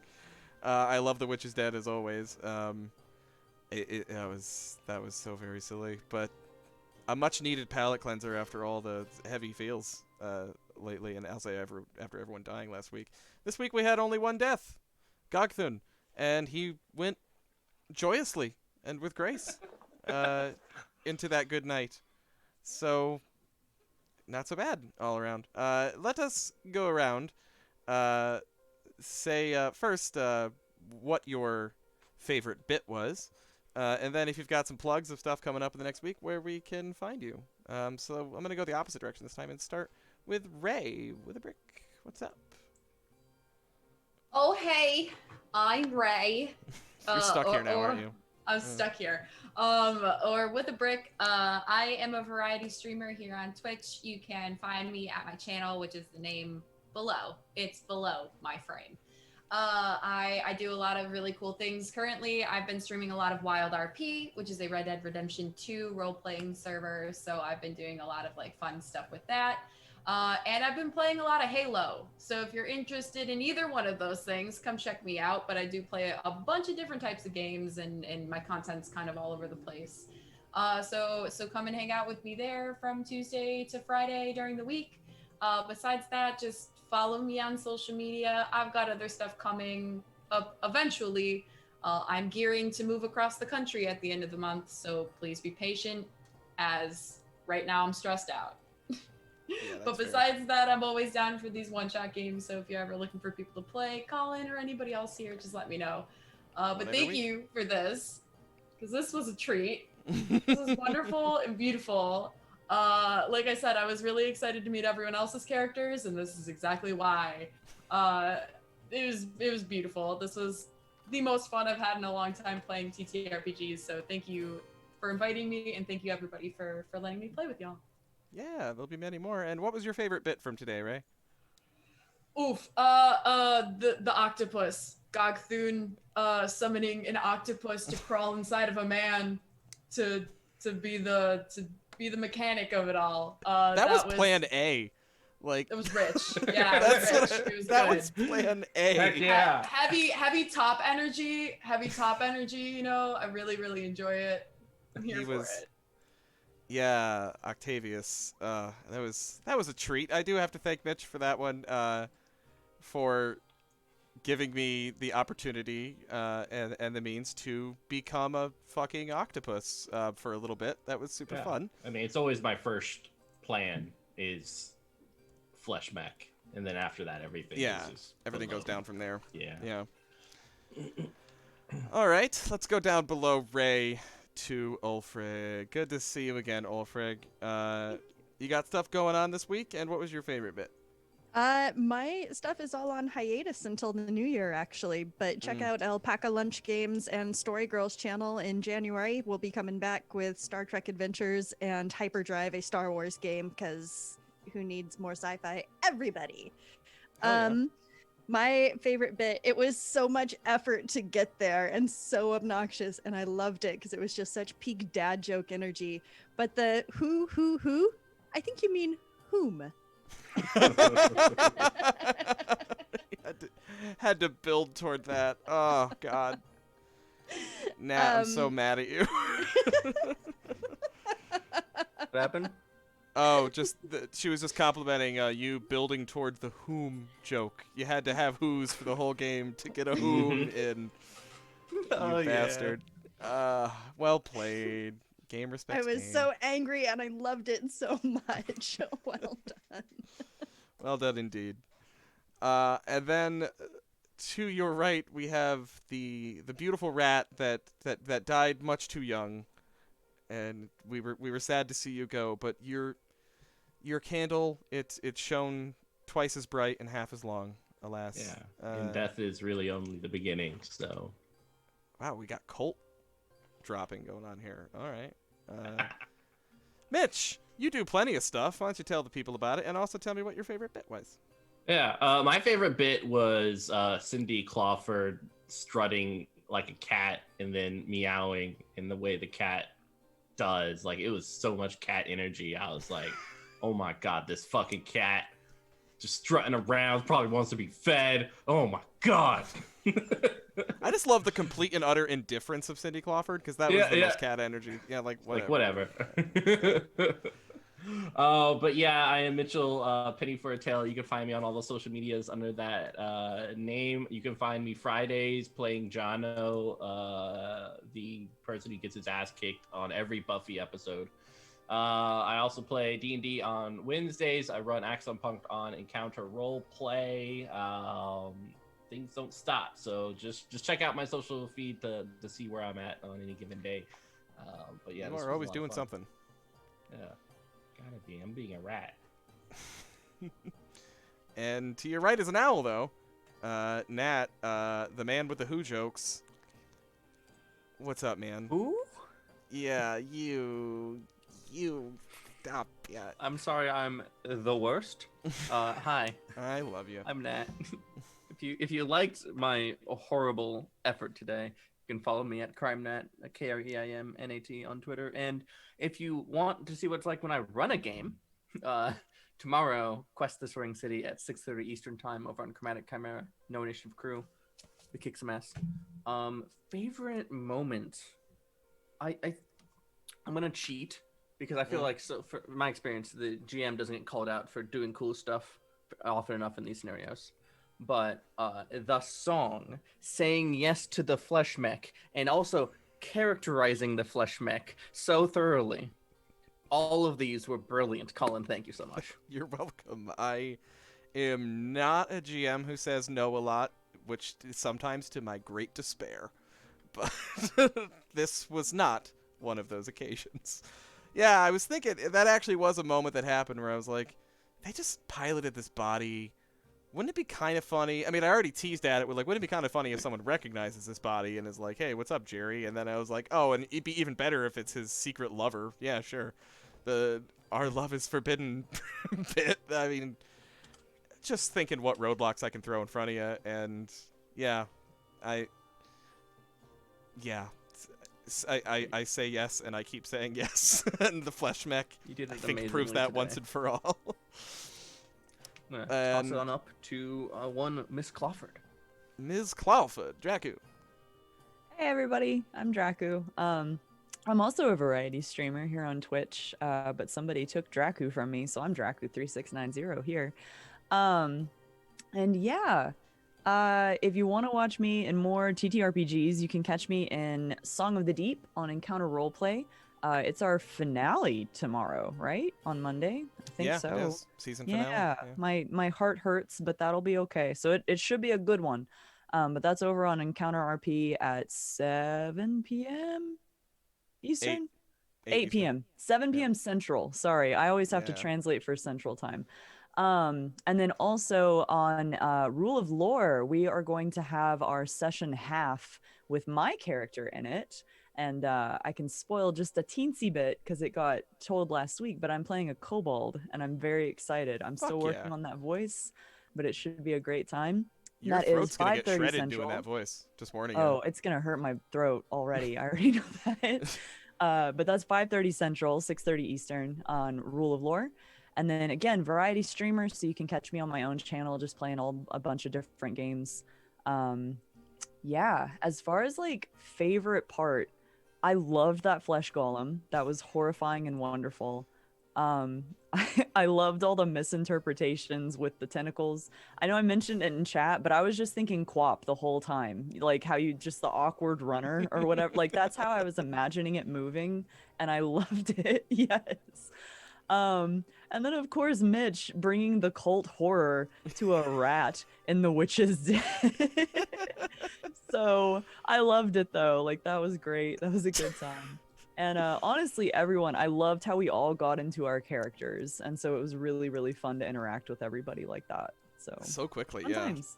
Yeah, I wish I had a behind-the-scenes recording of everyone immediately jumping, getting into cosplay. We were just mentioning it in Green Room chat here, but just the minute from the word go, just eyes, whiskers, just incredible.